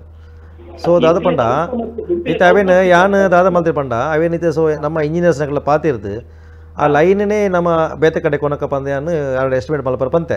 ಸೊ ಇತ್ತೆ ಲೆವೆಲ್ ಒಂಜಿ ಪರ್ಮಿಟ್ ಆವಡ್ ನಮಕ್ ದೇಪಂಡ ಡ್ರೈನೇಜ್ ಬೇಲೆ ಪನ ನೀರು ಪರತಂಬೋಡಿರೆ ನಮಕ್ ಶಾಲೆಗೆ ಗೊತ್ತುಂಟು ಸರ್, ಸಮಸ್ಯೆ ಗೊತ್ತು ನಿಂಗೆ. ಎಸ್ಸಿ ಕಾಲೋನಿ ಮಾತ್ರ ಈ ಡ್ರೈನೇಜ್ ಸಮಸ್ಯೆ ಒಂಜಿ 2 ತಿಂಗಳು ನಡತುಂಟು. ಇದುವೇ ಡ್ರೈನೇಜ್ ಸಮಸ್ಯೆ ಬೇತ ಜಾತಿ ದಾಖಲ ನೆಟ್ಟು ಮೀನಿ ಆತುಂಡ ಇತ್ತು ಒಂದು ಆತು. ಸಮಸ್ಯೆ ಅವತ್ತು ಸರ್, ಸಮಸ್ಯೆ ಖಾಸಗಿ ಸ್ಥಳ, ಖಾಸಗಿ ರಸ್ತೆ, ಖಾಸಗಿ ಜಾಗದ ಒಲಾಡಿತ್ತಿನ ಇರ್ತದೆ UGD ಅವು ಸಮಸ್ಯೆ ಇತ್ತೆ. ಬೇತೆ ನಮಕ್ ನೀರ್ದ ಲೈನ್ ಆಂಡ ಇಂಚಲ ಚೇಂಜ್ ಮಲ್ಪಲಿ, ಕರೆಂಟ್ದ ಲೈನ್ ಆಂಡ ಇಂಚಲ ಚೇಂಜ್ ಮಲ್ಪಲಿ ಆಂಡ ಈ ಡ್ರೈನೇಜ್ ಲೈನ್ಗೆ ನಮಗೆ ಲೆವೆಲ್ ಪರ್ಮಿಟ್ ಆವಡತೆ ನೀರು ಪರತು ಪೋಡತ್ತಾ ಅಂಚ ಸೌರ್ ಸಮಸ್ಯೆ ಇರ್ತೀನಿ ಸರ್. ನೆಕ್ಸ್ಟ್ ಈ ದುಮ್ಮ ನೆಕ್ಸ್ಟ್ ವೀಕ್ ನಾನು ಖಂಡಿತ ಅಡೆಗೆ ಭೇಟಿ ಕೊಡ್ದು ಇಂಜಿನಿಯರ್ಸ್ನಾಗ್ಲೇನು ಹಾಗೆ ಬೇತೇನೆ ಎಂಕ್ಲೆದ್ದು ಒಂಜಿ ರಡ್ಡದಿಂತ ಸಮಸ್ಯೆ ಅಂದ್ರೆ ಇಂಕುಲ್ ಅಲ್ಪದ ಊರಿದ ನಾಗರಿಕರು ಮಣಿಪಂದ ಕುಳ್ದ ಸರ್ ಮಿನಿಮಮ್ ಒಂಜಿ 2 ತಿಂಗಳು ಜಾಸ್ತಿ ಆಗಿ ಡ್ರೈನೇಜ್ ಓಪನ್ ಆದ ಬರ್ಪಿನ ಎಂಕುಲು ಎತ್ತು ಇತ್ತೆ ಒಂಜಿ ಮತ್ತೆ ಮಾತೆರ್ಲ ಕಡೆಟ್ ಪನ್ಪೇರು ಮಲೇರಿಯಾ ರೋಗ ನಾರ್ಕುಲು ಎಂಕಲ ಎತ್ತಿನಕ್ಲೆ ಮಲೇರಿಯಾ ಬರ್ಪುಜೆ ಸರ್. ಸರಿ ಮಲ್ಪುಗ ಸರ್, ಸರಿ ಮಲ್ಪುಗ ಖಂಡಿತ ಆದಷ್ಟು ಬೇಗ ತಮ್ಮ ಸಮಸ್ಯೆ ಕೂಡ ಇದಕ್ಕಿಂತ ಮುಂಚೆ ಒಬ್ಬರು ಮೇಡಮ್ ಅವರು ಕೂಡ ಇದೇ ವಿಚಾರದಲ್ಲಿ ತಮ್ಮ ಸಮಸ್ಯೆಯನ್ನು ಹೇಳಿಕೊಂಡಿದ್ರು. ಮುಂದಿನ ವಾರಗಳಲ್ಲಿ ಆ ಪ್ರದೇಶಕ್ಕೆ ಭೇಟಿ ನೀಡಿ ಅವರ ಅಹವಾಲನ್ನು ಸ್ವೀಕರಿಸುವಂತಹ ಪ್ರಯತ್ನವನ್ನು ಕೂಡ ಮೇಯರ್ ಅವರು ಮಾಡ್ತಾರೆ. ಆ್ಯಂಡ್ ಮುಂದೆ ಹೋಗೋದಾದ್ರೆ ಈ ಉರುವ ಮಾರ್ಕೆಟ್ ಉದ್ಘಾಟನೆ ಆಗಿದೆ, ಬಟ್ ಪೂರ್ಣ ಪ್ರಮಾಣದಲ್ಲಿ ಬಳಕೆ ಆಗ್ತಾ ಇಲ್ಲ. ಈಗ ಈ ಟೈಗರ್ ಕಾರ್ಯಾಚರಣೆ ಅಥವಾ ತಾವು ಹೇಳಿರೋ ಥರ ಅನೇಕರಿಗೆ ಗೂಡಂಗಡಿ ಅಥವಾ ರಸ್ತೆ ಬದಿಯಲ್ಲಿ ಅಂಗಡಿಗಳನ್ನು ಕೂಡ ನೀಡಿದ್ದೇವೆ, ಬಟ್ ಉರುವ ಮಾರ್ಕೆಟ್ ವಿಚಾರವಾಗಿ ಗಮನಿಸೋದಾದರೆ ಅದು ಇನ್ನೂ ಕೂಡ ಪೂರ್ಣ ಪ್ರಮಾಣದಲ್ಲಿ ಬಳಕೆ ಆಗ್ತಾ ಇಲ್ಲ. ಇತ್ತ ಕಡೆ ಮಂಗಳೂರಿನ ಪ್ರಮುಖ ಮಾರುಕಟ್ಟೆಯೂ ಕೂಡ ಆಗಿಲ್ಲ, ಈ ಕಡೆ ಸುರತ್ಕಲ್ಲಲ್ಲಿ ಇರುವಂತಹ ಆ ಒಂದು ಮಾರುಕಟ್ಟೆಯೂ ಕೂಡ ಯಾವುದೇ ಮಾರುಕಟ್ಟೆ ವಿಚಾರವಾಗಿ ಪಾಲಿಕೆಗಳು ಸರಿಯಾದ ನಿರ್ಧಾರವನ್ನು ತೆಗೆದುಕೊಳ್ತಾ ಇಲ್ಲ, ಬದಲಾಗಿ ರಸ್ತೆ ಬದಿಯಲ್ಲಿ ಇರುವಂಥ ಬೀದಿ ಬದಿ ವ್ಯಾಪಾರಸ್ಥರನ್ನು ಟಾರ್ಗೆಟ್ ಮಾಡ್ತಾ ಇದೆ ಅನ್ನುವಂಥ ಒಂದು ಕೂಗು ಕೂಡ ಇದೆ. ಹೌದು, ಉರುವ ಮಾರ್ಕೆಟ್ದ ಹೇಳಿದಾದರೆ ಅಲ್ಲಿ ವ್ಯಾಪಾರಿಗಳು ಬರಲಿಕ್ಕೆ ರೆಡಿ ಇದ್ದಾರೆ. ಆದರೆ ಈ ಫಸ್ಟ್ ಫ್ಲೋರ್ನಲ್ಲಿ ನಮ್ಮ ಫಿಶ್ ಮತ್ತು ಮಟನ್ ಮಾರುವವರಿಗೆ ಅಲ್ಲಿ ವ್ಯವಸ್ಥೆ ಮಾಡಿದ್ದೇವೆ, ಅದರ ಒಟ್ಟಿಗೆ ವೆಜಿಟೇಬಲ್ ಕೂಡ ಮಾಡಿದ್ದೇವೆ. ಸಮಸ್ಯೆ ಆಗೋದಂದರೆ ವೆಜಿಟೇಬಲ್ನವರಿಗೆ ಅಲ್ಲಿ ಕೂತ್ಕೊಳ್ಳೋ ಸಮಸ್ಯೆ ಆಗುತ್ತೆ. ಅಂದರೆ ವೆಜಿಟೇರಿಯನ್ ಅವರು ಬೇರೆ ಇರ್ತಾರೆ, ನಾನ್ ವೆಜಿಟೇರಿಯನ್ ಬೇರೆ ಇರ್ತಾರೆ. ಅದು ಒಂದೇ ಕಡೆ ಮಾರಾಟ ಮಾಡಿದರೆ ಇನ್ನು ವೆಜಿಟೇರಿಯನ್ ಅವರು ಆ ಕಡೆ ಬರಲ್ಲ, ಸಮಸ್ಯೆ ಬ್ರಾಹ್ಮಣರಿಗೆ ಆ ಕಡೆ ಹೋಗೋಕ್ಕಾಗಲ್ಲ, ಒಂದೊಂದು ಸಮಸ್ಯೆ. ಮತ್ತು ಮೀನು ಮಾಂಸ ಮಾರುವಲ್ಲಿ ವೆಂಟಿಲೇಷನ್ ಇಲ್ಲ, ಅದರ ಸ್ಮೆಲ್ ಹೊರಗೆ ಹೋಗೋಕ್ಕೆ ಇವರು ವೆಂಟಿಲೇಷನ್ ಕೆಲಸ ಮಾಡಿಲ್ಲ ಅಲ್ಲಿ. ಅಂದರೆ ಮೇಲ್ಗಡೆ ಆಫೀಸ್ ಕೆಲಸ, ಆಫೀಸು ಇದೆ, ಬ್ಯಾಂಕ್ ಇದೆ, ಅವರಿಗೆಲ್ಲ ಆ ದಾರಿಯಲ್ಲಿ ಹೋಗಬೇಕು ಅವರು. ಅಂದರೆ ಅವರ ಒಂದು ಕಂಪ್ಲೇಂಟ್ ಇತ್ತಂದರೆ ನಮಗೆ ಅದನ್ನು ಶಿಫ್ಟ್ ಮಾಡಿ, ನಮಗೆ ಅಂದರೆ ಈ ಸ್ಮೆಲ್ ಬರೋಕ್ಕೆ ಖಂಡಿತ ಇದರಲ್ಲಿ ಆಗೋದಿಲ್ಲ, ನೀವು ಅದನ್ನು ಕೆಳಗೆ ಮಾಡಿ ಅಂತ ಅವರೊಂದು ಮನವಿತ್ತು. ಅದಕ್ಕಾಗಿ ಈಗ 1.5 ಕೋಟಿದ್ದು ನಾವೀಗ ಎಸ್ಟಿಮೇಟ್ ಮಾಡಿ 1.5 ಕೋಟಿದ್ದು ಎಸ್ಟಿಮೇಟ್ ಮಾಡಿ ಅದನ್ನು ಮೀನು ಮತ್ತು ಮಾಂಸ ಮಾರಾಟವನ್ನು ಕೆಳಗೆ ಅಂದರೆ ಬೇಸ್ಮೆಂಟಲ್ಲಿ ಈಗ ತಯಾರಿ ಆಗ್ತಿದೆ ಕೆಲಸ. ಓಕೆ ಓಕೆ ಓಕೆ ಒಂದು ದೂರವಾಣಿ ಕರೆ ಇದೆ. ಹಲೋ ಹಲೋ, ಎಸ್ ಹೇಳಿ ಸರ್, ತಮ್ಮ ಹೆಸರು? ಸರ್ ನಮಸ್ತೆ, ಶಕ್ತಿನಗರದಿಂದ ಗಣೇಶ್ ಅಂತೇಳಿ. ಓಕೆ ಹೇಳಿ ಸರ್. ಸರ್ ನಾವು ಆಟೋ ರಿಕ್ಷಾ ಚಾಲಕರು. ಸರ್ ನಮ್ಮ ಆಟೋ ರಿಕ್ಷಾ ಚಾಲಕರದ್ದು ತುಂಬಾ ಸಮಸ್ಯೆ ಇತ್ತು. ಮೇಯರ್ ಸರ್ ಈಗ ಹೊಸದಾಗಿ ಆಯ್ಕೆ ಆಗಿದ್ದಾರೆ, ಅವರ ಹತ್ರ ಮಾತಾಡ್ಲಿಕ್ಕಿತ್ತು. ಎಸ್ ಹೇಳಿ ಸರ್. ಹೇಳಿ ಸರ್, ಮೇಯರ್ ಅವರಿದ್ದಾರೆ, ಹೇಳಿ. ಸರ್ ನಮ್ಗೆ ಈಗ 209 ಅಧಿಕೃತ ರಿಕ್ಷಾ ನಿಲ್ದಾಣ ಅಂತೇಳಿ ಇತ್ತೀಚೆಗೆ ನಮ್ಮ ಜಿಲ್ಲಾಧಿಕಾರಿ ಅವರು 26/7/2024 ಒಂದು ಅಧಿಸೂಚನೆಯಲ್ಲಿ ಉಲ್ಲೇಖ ಮಾಡಿದ್ದಾರೆ. ಅಧಿಕೃತವಾಗಿ 209 ರಿಕ್ಷಾ ಸ್ಟ್ಯಾಂಡ್ಗಳು ಇಲ್ಲ ಸರ್. 6,949 ಮಂಗಳೂರು ತಾಲೂಕು ಪರವಾನಗಿ ಆಟೋ ರಿಕ್ಷಾಗಳಿದೆ. ಹಾಗಿರುವಾಗ ನಮ್ಗೆ ಆಟೋ ರಿಕ್ಷಾ ಸ್ಟ್ಯಾಂಡ್ಗಳ ಕೊರತೆ ಇದೆ. ಈಗ ನಮ್ಮ ಎಲೆಕ್ಟ್ರಿಕಲ್ ಬ್ಯಾಟರಿ ಚಾಲಿತ ಆಟೋ ರಿಕ್ಷಾಗಳ ಸಂಖ್ಯೆ ದಿನದಿಂದ ದಿನಕ್ಕೆ ಹೆಚ್ಚಾಗ್ತಾ ಇದೆ. ನಮ್ಮ ಮಾನ್ಯ ಆಯುಕ್ತರು ಬಂದು ಮುಂಚಿನ ದಿನಾಂಕ 8/8/2024 ಒಂದು ಹಿಂಬರ ಕೊಟ್ಟು ಅವರಿಗೆ ಪಾರ್ಕ್ಗಳನ್ನು ಬಳಸಬಹುದು ಸಿಟಿ ಕಾರ್ಪೊರೇಷನ್ ಏರಿಯಾದಲ್ಲಿ ಇರುವಂತದ್ದನ್ನು ಅಂತ ಹೇಳಿ ಒಂದು ಹಿಂಬರ ಕೊಟ್ಟಿದ್ದಾರೆ. ಅದರಿಂದ ಎಲ್ಲ ಪಾರ್ಕ್ಗಳ ಒಳಗೆ ಬ್ಯಾಟರಿ ರಿಕ್ಷಾ ಚಾಲಿತ ರಿಕ್ಷಾಗಳು ಬರ್ತಾ ಇದೆ. ಇದರಿಂದ ನಾವು ಪರ್ಮಿಟ್ ಹೊಂದಿರುವಂತಹ 6,949 ಆಟೋ ರಿಕ್ಷಾ ಚಾಲಕರಿಗೆ ಸಮಸ್ಯೆ ಆಗ್ತಿದೆ. ಇದ್ರ ಬಗ್ಗೆ ಈ ರಿಕ್ಷಾ ಸ್ಟ್ಯಾಂಡ್ಗಳ ಅಧಿಕೃತ ಮಾಡುವ ಬಗ್ಗೆ ಏನ್ ಕ್ರಮ ತೆಗೆದುಕೊಳ್ತೀರಿ ಅಂತ ಹೇಳಿ. ಓಕೆ ಓಕೆ, ಅಂದ್ರೆ ಮೊದಲು ಈ ಎಲೆಕ್ಟ್ರಿಕಲ್ ಮತ್ತು ಪೆಟ್ರೋಲ್ ಅಥವಾ ಗ್ಯಾಸಿಗೆ ಸಂಬಂಧಪಟ್ಟಂತಹ ರಿಕ್ಷಾಗಳ ಕೆಲವೊಂದು ಗುದ್ದಾಟಗಳೇ ಜಾಸ್ತಿ ಆಗ್ತಿತ್ತು, ಅವರಿಗೆ ಕೆಲವೊಂದು ಇಲ್ಲಿ ಅವಕಾಶ ನೀಡೋದ್ರ ಕುರಿತಾಗಿ ಈಗ ರಿಕ್ಷಾ ಪಾರ್ಕಿಂಗ್ ವಿಚಾರದಲ್ಲೂ ಕೂಡ ಸಮಸ್ಯೆಗಳು. ಈ ವಿಚಾರದಲ್ಲಿ ತಮ್ಮ ಗಮನಕ್ಕೆ ಬಂದಿರೋ ಪ್ರಕಾರ ಇದರ ಬಗ್ಗೆ ನಮಗೆ ಅಷ್ಟು ಗಮನ ಬಂದಿಲ್ಲ, ಯಾರು ಕೂಡ ಅದರ ಬಗ್ಗೆ ದೂರ ಮಾಡಲಿಲ್ಲ. ಸಾಮಾನ್ಯವಾಗಿ ಒಂದು ಆಟೋ ಚಾಲಕರಲ್ಲಿ ಇದಿದೆ, ಅಂದರೆ ಸ್ವಲ್ಪ ಮನಸ್ತಾಪಗಳಿದೆ. ಅಂದರೆ ಎಲೆಕ್ಟ್ರಿಕಲ್ ರಿಕ್ಷಾಕ್ಕೆ ಮತ್ತು ಇವರು ನಮ್ಮ ಆ ಗ್ಯಾಸ್ ಇರ್ಬೋದು, ಇಲ್ಲ ಪರ್ಮಿಟ್ನ ರಿಕ್ಷಾ ಇರ್ಬೋದು. ಅಂದರೆ ಎಲೆಕ್ಟ್ರಿಕಲ್ ರಿಕ್ಷಾಗೆ ಪರ್ಮಿಟ್ ಇರೋದಿಲ್ಲ. ಅಂದರೆ ಇವರಿಗೆ ಲಿಮಿಟೇಷನ್ ಇಲ್ಲ, ಯಾರಿಗೆ ಎಲೆಕ್ಟ್ರಿಕಲ್ ಎಲ್ಲಿ ಸಿಟಿ ಹೋಗ್ಬೋದು, ಗ್ರಾಮಾಂತರ ಹೋಗ್ಬೋದು, ಎಲ್ಲರೂ ಇವರಿಗೆ ಸಿಟಿಯಲ್ಲಿ ಅಂದರೆ ವಲಯ ಒಂದೊಂದು ಕೊಟ್ಟಿರ್ತಾರೆ. ಮತ್ತು ಇವರಿಗೆ ವಿಶೇಷ ಅಂದರೆ ಇವರು ಪರ್ಮಿಟ್ ಇದ್ದವರು, ಇವರಿಗೆ ಆ ಥರ ಒಂದು ಅಂದರೆ ನಾವು ನಮಗೆ ಬಾಡಿಗೆ ಕಡಿಮೆ ಆಗುತ್ತೆ, ಎಲೆಕ್ಟ್ರಿಕಲ್ ರಿಕ್ಷಾ ಜಾಸ್ತಿ ಆದರೆ ಬಾಡಿಗೆ ಕಡಿಮೆ, ರೇಟ್ ಕೂಡ ಎಲೆಕ್ಟ್ರಿಕ್ ರಿಕ್ಷಾಕ್ಕೆ ತುಂಬ ಕಡಿಮೆ. ಸರ್ಕಾರದಿಂದ ಸಬ್ಸಿಡಿ ಕೂಡ ಕೇಂದ್ರ ಸರ್ಕಾರದ ಸಬ್ಸಿಡಿ ಕೂಡ ಸಿಗುತ್ತೆ. ಅದರಿಂದ ರಿಕ್ಷಾದ ಸಂಖ್ಯೆ ಜಾಸ್ತಿ ಆಗುವ ಇವರಿಗೆ ಬಾಡಿಗೆ ಸ್ವಲ್ಪ ಕಡಿಮೆ ಅಂತ ಇವರ ಕೂಡ ದೂರ ಕೂಡ ಇತ್ತು. ಮತ್ತು ಪಾರ್ಕ್ಗಳ ಸಮಸ್ಯೆ, ಅವರ ಪಾರ್ಕ್ ಸಮಸ್ಯೆ 209 ಪಾರ್ಕಿಗೆ ಐಡೆಂಟಿಫೈ ಮಾಡದೆ ಅದನ್ನು ರಿಜಿಸ್ಟರ್ ಸರ್ಕಾರ ಕಾರ್ಪೊರೇಷನಿಂದ ಮಾಡಲಿಲ್ಲ ಅಂತ ಹೇಳಿದರು. ನಾವು ಈಗಾಗಲೇ ಸರ್ಕಾರ ನನ್ನ ಮಾಹಿತಿ ಪ್ರಕಾರ ಕಾರ್ಪೊರೇಷನಿಂದ ಸುಮಾರು 209 ನಾವು ಗುರುತಿಸ್ತೇವೆ. ಅದು ಈಗ ಕೆಲವು ಕಡೆ ರಸ್ತೆ ಅಗಲೀಕರಣವಾಗುವಾಗ ಅದನ್ನು ಸ್ವಲ್ಪ ಡೆಮೊಲಿಷನ್ ಮಾಡಿ ಹಿಂದೆ ಮಾಡುವ ಕೆಲಸ ಕೂಡ ನಡೀತಾ ಇದೆ. ಕೆಲವು ಕಡೆ ಪೂರ್ಣ ಆಗಿದೆ, ಇನ್ನು ಕೆಲವು ಕಡೆ ಆಗ್ತಾ ಇದೆ. ಇನ್ನಷ್ಟು ರಿಕ್ಷಾ ಪಾರ್ಕ್ಗಳ ಬೇಡಿಕೆ ಇದೆ ಅಂತ ನಮಗೆ ಮಾಹಿತಿ ಕೂಡ ಇದೆ. ನಾವು ಕೆಲವು ಕಡೆ ಅದನ್ನು ಅಲ್ಲಿ ಹೋಗಿ ಸ್ಥಳವನ್ನು ಐಡೆಂಟಿಫೈ ಕೂಡ ಮಾಡಿದ್ದೀವಿ. ಹೌದು. ಈ ಮಂಗಳೂರಿಗೆ ಸಂಬಂಧಪಟ್ಟಂತೆ ಒಂದು ಎಲ್ಲ ಮೇಯರ್ಗಳ ಅವಧಿಯಲ್ಲೂ ಕೂಡ ಕಾಣಿಸಿಕೊಳ್ಳುವಂಥ ದೊಡ್ಡ ಸಮಸ್ಯೆ ಅಂತ ಹೇಳಿದರೆ ತ್ಯಾಜ್ಯದ ವಿಚಾರ. ಆಂಟೋನಿ ವೇಸ್ಟ್ ಅವರು ಕೂಡ ಸ್ಟ್ರೈಕ್ ಮಾಡುವಂಥದ್ದು ಅಥವಾ ರಸ್ತೆಯಲ್ಲಿ ಕಸಗಳನ್ನು ಸುರಿಯುವಂಥದ್ದು, ವೈಜ್ಞಾನಿಕವಾಗಿ ಅದನ್ನು ಪಚ್ಚನಾಡಿಗೆ ಕೊಂಡೊಯ್ಯುವಂಥ ಕೆಲಸ ಕಾರ್ಯಗಳಾಗ್ತಾ ಇಲ್ಲ. ಆ ವಿಚಾರದಲ್ಲಿ ಅನೇಕ ದೂರುಗಳು ಪಾಲಿಕೆಗೂ ಕೂಡ ಬಂದಿದೆ. ಈಗ ತಮ್ಮ ಅಧಿಕಾರಾವಧಿಯಲ್ಲಾದರೂ ಇದಕ್ಕೆ ಫುಲ್ ಸ್ಟಾಪ್ಗಳು ಸಿಗ್ಬೋದು. ಯಾಕಂದರೆ ಎಲ್ಲ ವಿಚಾರಗಳು ಕೂಡ ಅಪ್ಡೇಟ್ ಆಗ್ತಾ ಇದೆ. ಆದರೆ ಮಂಗಳೂರಿಗೆ ಸಂಬಂಧಪಟ್ಟಂತೆ ತ್ಯಾಜ್ಯ ವಿಲೇವಾರಿಗೆ ಸಂಬಂಧಪಟ್ಟಂತೆ ಯಾವುದೇ ಅಪ್ಡೇಟ್ಗಳಾಗ್ತಾ ಇಲ್ಲ ಅನ್ನೋಂಥ ದೂರು. ಮಂಗಳೂರಿನಲ್ಲಿ ದಿನಕ್ಕೆ 351 ಟನ್ ಈ ತ್ಯಾಜ್ಯ ಸಂಗ್ರಹ ಆಗ್ತದೆ. ಅಂದರೆ ಅದನ್ನು ನಾವು ಸೆಗ್ರಿಗೇಷನ್ ಮಾಡಿ ತಗೊಂಡೋಗೋದು. ಅದೇ ಮನೆಯಿಂದ ಅದನ್ನು ವೆಟ್ ವೇಸ್ಟ್, ಡ್ರೈ ವೇಸ್ಟ್ ಅಂತ ನಾವು ಸೆಗ್ರಿಗೇಷನ್ ಮಾಡಿ ತಗೊಂಡೋಗ್ತೀವಿ. ಕೆಲವು ಕಡೆ ಅಂದರೆ ಜನರೇ ಈ ಅವೇರ್ನೆಸ್ ಇಲ್ಲದ ಕಾರಣ ಆಗಿ ಎಲ್ಲೆಲ್ಲ ರಸ್ತೆಯಲ್ಲಿ ಬಿಸಾಕ್ತಾರೆ. ಇಲ್ಲಾಂದರೆ ಡ್ಯೂಟಿ ಹೋಗೋ ಟೈಮಲ್ಲಿ ಮನೆಯಿಂದ ಬೇಗ ಹೊರಡೋರು ಇರ್ತಾರೆ, ರಸ್ತೆ ಬಿಸಾಕ್ತಾರೆ. ಇಲ್ಲಾಂದರೆ ನೈಟ್ ಫಾಸ್ಟ್ ಫುಡ್ ವೆಂಡರ್ಸ್ ಇದೆ, ಅವರೆಲ್ಲ ಬಂದು ರಸ್ತೆಗೆ ಹಾಕೋದು. ಅಂದರೆ ಅವರಿಗೆ ವೆಟ್ ವೇಸ್ಟ್ ರಾತ್ರಿ ಇಡಲಿಕ್ಕೆ ಜಾಗ ಇಲ್ಲ, ಅವ್ರು ರಸ್ತೆಯಲ್ಲಿಟ್ಟು ಹಾಕಿ ಹೋಗ್ತಾರೆ. ಇದನ್ನೆಲ್ಲ ಜನರೇ ಸರಿ ಮಾಡ್ಕೋಬೇಕು. ಸಿಟಿ ಕಾರ್ಪೊರೇಷನ್ ವ್ಯವಸ್ಥೆ ಇದೆ, ಗಾಡಿ ಇದೆ, ಅದಕ್ಕೆ ಲೋಡರ್ ಇದ್ದಾರೆ, ಡ್ರೈವರ್ಸ್ ಎಲ್ಲರಿದ್ದಾರೆ. ಅಲ್ಲಿ ನಾವು ಪಚ್ಚನಾಡಿಯಲ್ಲಿ ಉತ್ತಮ ರೀತಿಯಲ್ಲಿ ಒಂದು ಕಾರ್ಯನಿರ್ವಹಿಸುತ್ತಾ ಇದು ಕೂಡ ಇದೆ, ಏಜೆನ್ಸಿಗಳು ಕೂಡ ಇದೆ. ಅಲ್ಲಿ ವೆಟ್ ವೇಸ್ಟಿಗೆ ಬೇರೆ ಏಜೆನ್ಸಿ ಇದೆ, ಡ್ರೈ ವೇಸ್ಟಿಗೆ ಬೇರೆ ಏಜೆನ್ಸಿ ಇದೆ. ಇಂಥ ತುಂಬ ಅಲ್ಲಿ ಒಳ್ಳೆ ರೀತಿಯ ಕೆಲಸ ಆಗಿದೆ ಪಚ್ಚನಾಡಿ ಡಂಪಿಂಗ್ ಯಾರ್ಡಲ್ಲಿ. ಅದು ಕೂಡ ಜನರೇ ಇದರ ಬಗ್ಗೆ ಜಾಗೃತಿ ಆಗಿದ್ರೆ ಒಳ್ಳೆಯದು ಅಂತ ನಮಗೆ ಅನಿಸ್ತಿದೆ. ಆದರೆ ವೈಜ್ಞಾನಿಕವಾಗಿ ವಿಲೇವಾರಿಗಳು ಆಗ್ತಾ ಇದೆಯಾ ಸದ್ಯದ ಮಟ್ಟಕ್ಕೆ ಅಂತ ಹೇಳಿ? ಖಂಡಿತ ಆಗ್ತಿದೆ. ಸೊ ಯಾವುದೇ ಸಮಸ್ಯೆಗಳಿಲ್ಲ. ಅಥವಾ ಆಂಟೋನಿ ವೇಸ್ಟ್ ಅವರು ಕಳೆದ ಬಾರಿಯೂ ಕೂಡ ಒಂದು ಬಾರಿ ಸ್ಟ್ರೈಕನ್ನು ಮಾಡಿದರು, ಕಸವನ್ನು ವಿಲೇವಾರಿ ಮಾಡೋದಿಲ್ಲ ಅಂತ. ಇಲ್ಲ, ಆಂಟೋನಿ ವೇಸ್ಟೇಜ್ ಅವರ ಅಗ್ರಿಮೆಂಟ್ ಮುಗಿದಿದೆ. ಇವಾಗ ನಾವೇ ಸಿಟಿ ಕಾರ್ಪೊರೇಷನ್ ನಡೆಸ್ತಿದ್ದೇವೆ ನಾವು. ಸೊ ಹಾಗಾಗಿ ಅಂಥ ಸಮಸ್ಯೆಗಳು ಮುಂದೆ ಬರೋದಿಲ್ಲ ಅನ್ನೋದು. ಓಕೆ, ಇನ್ನೊಂದು ದೂರವಾಣಿ ಕರೆಗೆ ನೋಡೋಣ. ಹಲೋ ಹಲೋ ನಮಸ್ತೆ. ನಮಸ್ತೆ ಮೇಡಮ್, ತಮ್ಮ ಹೆಸರು? ಇಬ್ಬರಿಗೂ ನಮಸ್ತೆ. ಪ್ರಸನ್ನ ರವಿ. ಮನೋಜ್ ನಮಸ್ತೆ. ನಮಸ್ತೆ. ಹೇಳಿ ಮೇಡಮ್. ಮನೋಜ್ ಒಳ್ಳೆ ಇಂಟ್ರೆಸ್ಟ್ ಅಲ್ಲಿ ಮೇಯರ್ ಆಗಿದ್ರು. ನಾನು ಮನೋಜ್ಗೆ ಮೊದಲೇ ಹೇಳಿದೆ 4 ತಿಂಗಳು ಇಂಪಾರ್ಟೆಂಟ್ಸ್ ಅಲ್ಲ, ಮಾಡುವ ಕೆಲಸಗಳು ಇಂಪಾರ್ಟೆಂಟ್ ಅಂತ ಹೇಳಿದೆ.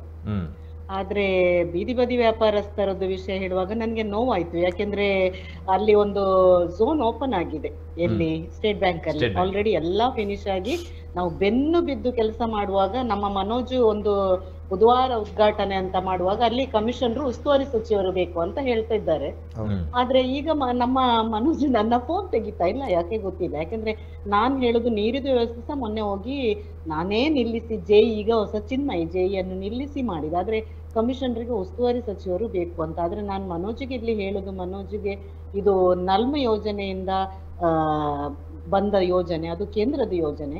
ನಾನು ಮನೋಜನ್ನು ಮಾತ್ರ ಹೇಳುದಲ್ಲ, ಯಾಕೆಂದ್ರೆ ಮೇಯರ್ ಆಗಿ ಒಬ್ರಿಂದ ಏನೋ ಮಾಡ್ಲಿಕ್ಕೆ ಆಗುದಿಲ್ವಾ ಅಂತ ಗೊತ್ತಿಲ್ಲ. ನಾನು ಇದ್ರ ಬಗ್ಗೆ ಅವರದು MP ಹತ್ರ ಸಹ ಮಾತಾಡುವಾಗ ನಂಗೆ ನೋವಾದದೇನು, MP ಅಕ್ಕ ಇದು ಚಿಕ್ಕ ವಿಷಯದಲ್ಲಿ ಎಲ್ಲ ನಾನು ಇಂಟರ್ಫಿಯರ್ ಆಗುದಿಲ್ಲ, ಮನೋಜ್ ಮೇಯರಿಗೆ ಹೇಳಿದ್ದೇನೆ ಅಂತ. ಮತ್ತೆ ಅಲ್ಲಿ ಸ್ಟ್ಯಾಂಡಿಂಗ್ ಕಮಿಟಿ ಅವರು ಇರುವುದು, ರಾಜ್ಯ ಸರ್ಕಾರ ಅವರು ಇರುವುದು ಅಂತ. ಇದೆಲ್ಲ ನನ್ಗೆ ಒಂದು MP ಆದವರು ಈ ರೀತಿ ಮಾತಾಡುವಾಗ ನೋವಾಗ್ತದೆ. 3 ತಿಂಗಳಾಯ್ತು ಅಲ್ಲಿ ಒಂದು ವೆಂಡಿಂಗ್ ಝೋನ್. ಆದ್ರೆ ಮೊನ್ನೆ ಮನೋಜ್ದು ನಾನೊಂದು ಫೋನಿಂಗ್ ಕಾರ್ಯಕ್ರಮದಲ್ಲಿ ಕೇಳಿದೆ, ಇನ್ನೂ ಸಹ ನಾವು ನಿರಂತರವಾಗಿ ಟೈಗರ್ ಕಾರ್ಯಾಚರಣೆ ಬೀದಿ ಬದಿದು ಮಾಡ್ತೇವೆ ಅಂತ ಒಂದು ಉತ್ತರ ನನ್ನ ಪೇಪರ್ ಅಲ್ಲಿ ನೋಡಿದೆ. ಮನೋಜ್ ಇದು ನೋವಾಯ್ತು. ಫಸ್ಟ್ ಇನ್ನು ಎಬ್ಬಿಸುವ ಮೊದಲು ಝೋನು ಮಾಡು ಅಂತ. ನಾನು ಒಂದು ಝೋನು ನಿಮ್ಮಿಂದ ವಿರೋಧ ಪಕ್ಷವೋ ಆಡಳಿತ ಪಕ್ಷ ಇಬ್ಬರಿಗೂ ಸೇರಿ ಒಂದು ಕಮಿಷನರ್ ಹತ್ರ ಮೊನ್ನೆ ಸಹ ನಾನು ಕಾಲ್ ಮಾಡುವಾಗ ನೆಗಡ್ತಾರೆ, ಮಾಡ್ತೇವೆ ಅಂತ. ಇದು ಮೇಯರ್ ಆದವರು ವಿರೋಧ ಪಕ್ಷದವರು ಕೂತು ಇದನ್ನು ಉದ್ಘಾಟನೆ ಮಾಡಬಹುದು, ಇಲ್ಲಿ ಉಸ್ತುವಾರಿ ಸಚಿವರು ಬರುವ ಅವಶ್ಯಕತೆ ಇಲ್ಲ. ನಾನ್ ಹೇಳುದು ಮನೋಜ್, ದಯಮಾಡಿ ನಾನು ಹೇಳುದು, ಇನ್ನು ನಿಮ್ಮ ಕಾರ್ಯಾಚರಣೆ ಮಾಡುವ ಬದಲು ಒಬ್ರು ಕಾರ್ಯಾಚರಣೆ ಮಾಡಿ ಮನೆಯಲ್ಲಿ ಕೂತಿದ್ದಾರೆ, ಆ ಒಂದು ಝೋನ್ ನೀವು ಒಂದು ಮಾಡಿದನ್ನು ಉದ್ಘಾಟನೆ ಮಾಡಿ ಅವರನ್ನು ಕೂತ್ಕೊಳ್ಳಿಸುವ ಹಾಗೆ ಮಾಡಿ ಅಂತ ಹೇಳುದು. ಬಾಕಿ ಕಾರ್ಯಾಚರಣೆ ಮತ್ತೆ ಮಾಡಿ. ಯಾಕೆಂದ್ರೆ ಈಗ ಒಳ್ಳೊಳ್ಳೆ ಪ್ರಶ್ನೆಗಳನ್ನು ಕೇಳಿದ್ರು, ಅಲ್ಲಿ ತುಂಬಾ ಒಳ್ಳೊಳ್ಳೆ ಪ್ರಶ್ನೆಗಳು. ಅನಧಿಕೃತ ಕಟ್ಟಡ ತೆರವು ಮಾಡ್ತೀರಾ ಎಲ್ಲ ಕೇಳುದು. ಅನಧಿಕೃತ ದೊಡ್ಡ ದೊಡ್ಡ ಕಟ್ಟಡ ಯಾರನ್ನು ಯಾವ ಪಾಲಿಕೆಯವರು ಮುಟ್ಲಿಕ್ಕೆ ಆಗುದಿಲ್ಲ. ಯಾಕೆಂದ್ರೆ ಅಧಿಕಾರಿಗಳಿಗೂ ಸಹ ಆಡಳಿತ ಪಕ್ಷ ವಿರೋಧ ಪಕ್ಷಕ್ಕೂ ಲಿಂಕೇ ಇಲ್ಲ. ನಾನು ನಿಜ ಹೇಳ್ತೇನೆ, ಮೊನ್ನೆ ಒಂದು ಝೋನ್ ಇದಕ್ಕೆ ನಾವೇ ಕಮಿಷನರ್ ಲಿಂಕ್ ಮಾಡಿಕೊಡುದು, ಅಲ್ಲೇ ನೀರಿನ ವ್ಯವಸ್ಥೆಗೆ ಲಿಂಕ್ ಮಾಡಿಕೊಡುದು, ಬಡವರ ಬಂಧುವರನ್ನು ಲಿಂಕ್ ಮಾಡಿಕೊಡುದು. ಯಾರು ಯಾರ ಇದ್ರಲ್ಲಿ ಅಲ್ಲಿ ಪಾರದರ್ಶಕವಾಗಿ ಕೆಲಸ ಮಾಡ್ತಾ ಇಲ್ಲ. ನಾನು ಮನೋಜ್ ಹೇಳುದು, ಇದಾದ್ರೂ ನಾವು ನಾಳೆ ಇನ್ನು ಪುನಃ ಮಾತಾಡ್ತೇವೆ. ಉದ್ಘಾಟನೆ ಮಾಡದಿದ್ರೆ ಉಸ್ತುವಾರಿ ಸಚಿವರು ಬರುವ ಅವಶ್ಯಕತೆ ಇಲ್ಲ, ಮೇಯರ್ಗೆ ಆಗ್ತದೆ. ನಾನು MP ಯನ್ನು ರಿಜೆಕ್ಟ್ ಮಾಡಿದೆ. ಒಂದು MP ಗೆ ಒಂದು ಕಾಮನ್ ಸೆನ್ಸ್ ಇಲ್ಲ ಹೇಳುವಾಗ, ಇದು ಕೇಂದ್ರದಿಂದ ಬರುದು, ನನ್ಗೆ ಆಗುದಿಲ್ಲ ಅಕ್ಕ, ಅವರು ಕಮಿಷನರ್ ಹೇಳಿದಾಗೆ ಕೇಳ್ಬೇಕಲ್ಲ ಹೇಳುವಾಗ, ಅಧಿಕಾರಿಗಳು ಇಷ್ಟು ದರ್ಪ ತೋರುವಾಗ ನಮ್ಮ ಆಡಳಿತ ಮತ್ತು ವಿರೋಧ ಪಕ್ಷ ಅಲ್ಲಿ ಯಾಕೆ? ಅಲ್ಲಿ ಟೈಗರ್ ಕಾರ್ಯಾಚರಣೆ ಮಾಡುದಲ್ಲ, ಫಸ್ಟ್ ಒಂದು ಆ ಝೋನ್ ಅಲ್ಲಿ ಕುತ್ಕೊಳಿಸಿ ಮಾಡಿ. ಇದಕ್ಕೆ ನಾನು ವಿರೋಧ ಇದ್ದೇನೆ ಮನೋಜ್. ಎಲ್ಲಿಯಾದ್ರೂ ಇನ್ನು ಟೈಗರ್ ಕಾರ್ಯಾಚರಣೆ ಮಾಡಿದ್ರೆ, ಯಾರಾದ್ರೂ ಬೀದಿ ಬದಿಯ ವ್ಯಾಪಾರಸ್ಥರನ್ನು ಎಬ್ಬಿಸಿದ್ರೆ, ಯಾಕೆಂದ್ರೆ ಮಿಲ್ಕ್ ಬೂತ್ ಅಲ್ಲಿ ನೋಡಿ ಬೇಕಾದಷ್ಟು ಆಗ್ತಾ ಇದ್ದಾರೆ. ಉದಾಹರಣೆಗೆ ರೇಷನ್ ಅಂಗಡಿಯಲ್ಲಿ ನೋಡಿ, ಖಾಲಿ ರೇಷನ್ ಸಾಮಾನು ಕೊಡ್ತಾ ಇದ್ದಾರ, ಎಲ್ಲ ಆಗ್ತಾ ಇದ್ದಾರೆ. ಮೊನ್ನೆ ಒಂದು ವಿಕಲಚೇತನರನ್ನು ಎಬ್ಬಿಸುವಾಗ ನಾನು ಮಾತಾಡಿದೆ ಪಡೀಲಲ್ಲಿ, ಅಳಪೆಯಲ್ಲಿ, ವಿಜಯಕುಮಾರ್ ಇದ್ರಲ್ಲಿ, ಶೋಭನ್ ಇದ್ರಲ್ಲಿ. ಯಾಕೆಂದ್ರೆ ಅವ್ರು ಹೇಳುದು ಹೂ ಮಾತ್ರ ಮಾರ್ಬೇಕು, ಬೇರೆ ಮಾರಬಾರ್ದು ಅಂತ. ದೊಡ್ಡ ದೊಡ್ಡ ಈಗ ನಂದಿನಿದು ಒಮ್ಮೆ ತೆರವು ಮಾಡಿ, ರೇಷನ್ ಶಾಪ್ ನಿಮ್ದೇ ಸರ್ಕಾರಿ ರೇಷನ್ ಶಾಪ್ ಅಲ್ಲಿ ಒಮ್ಮೆ ಇಡುವುದನ್ನು ತೆರವು ಮಾಡ್ತೀರಾ ಮನೋಜ್? ನಾನು ಏನಿಲ್ಲ, ನಂಗೆ ಮನೋಜನ ಮೇಲೆ ವೈಯಕ್ತಿಕ ಗೌರವ ಉಂಟು. ಮನೋಜ್ ಮೊದಲೇ ಸ್ಪಂದನೆ ಕೊಟ್ಟಿದ್ರು, ಅಕ್ಕ ನಾನು ಇದಕ್ಕೆ ತುಂಬಾ ಕಾಳಜಿ ವಹಿಸ್ತೇನೆ. ಯಾರ ಈಗ ಕೈ ಕಟ್ಟಿ ಕುತ್ಕೊಳಿಸಿದ್ದಾರೆ. ಮನೋಜ್ ಒಟ್ಟಿಗೆ ನಾವಿದ್ದೇವಂತ ಯಾವತ್ತೂ ಹೇಳ್ತೇವೆ. ಎಲ್ಲಾ ಮಾಧ್ಯಮದವರು ಇದ್ದಾರೆ ಮನೋಜ್ ಒಟ್ಟಿಗೆ, ಎಲ್ಲಾ ಸೋಷಿಯಲ್ ವರ್ಕರ್ನವರು ಇದ್ದಾರೆ. ಇದೊಂದು ಉದ್ಘಾಟನೆ ಮಾಡದಿದ್ರೆ ನಾಳೆಯಿಂದ ನಾವು ಅಲ್ಲಿ ಪುನಃ ಶುರು ಮಾಡ್ತೇವೆ ಮನೋಜ್. ಯಾಕೆಂದ್ರೆ ಹೆಸರಾಳ ನಿಮ್ದು, ಹೆಸರಾಳ ಸ್ಮಾರ್ಟ್ ಸಿಟಿ ಯೋಜನೆಯಲ್ಲಿ ನಾವು ಮೊನ್ನೆ ಸಹ ತೋರಿಸಿದೆ. 1.5 ಕೋಟಿ ಟೆಂಡರ್ ಆಗದ ಅಲ್ಲಿ ಧ್ವಜಸ್ತಂಭ ಮಾಡಿದ್ದಾರೆ. 3 ಕೋಟಿದು ಬಜೆಟ್ ಅಲ್ಲಿ ಬಸ್ ಸ್ಟ್ಯಾಂಡ್ ಟೆಂಡರ್ ಆಗದ ಅಲ್ಲಿ ಉದ್ಘಾಟನೆ ಮಾಡಿದ್ದಾರೆ.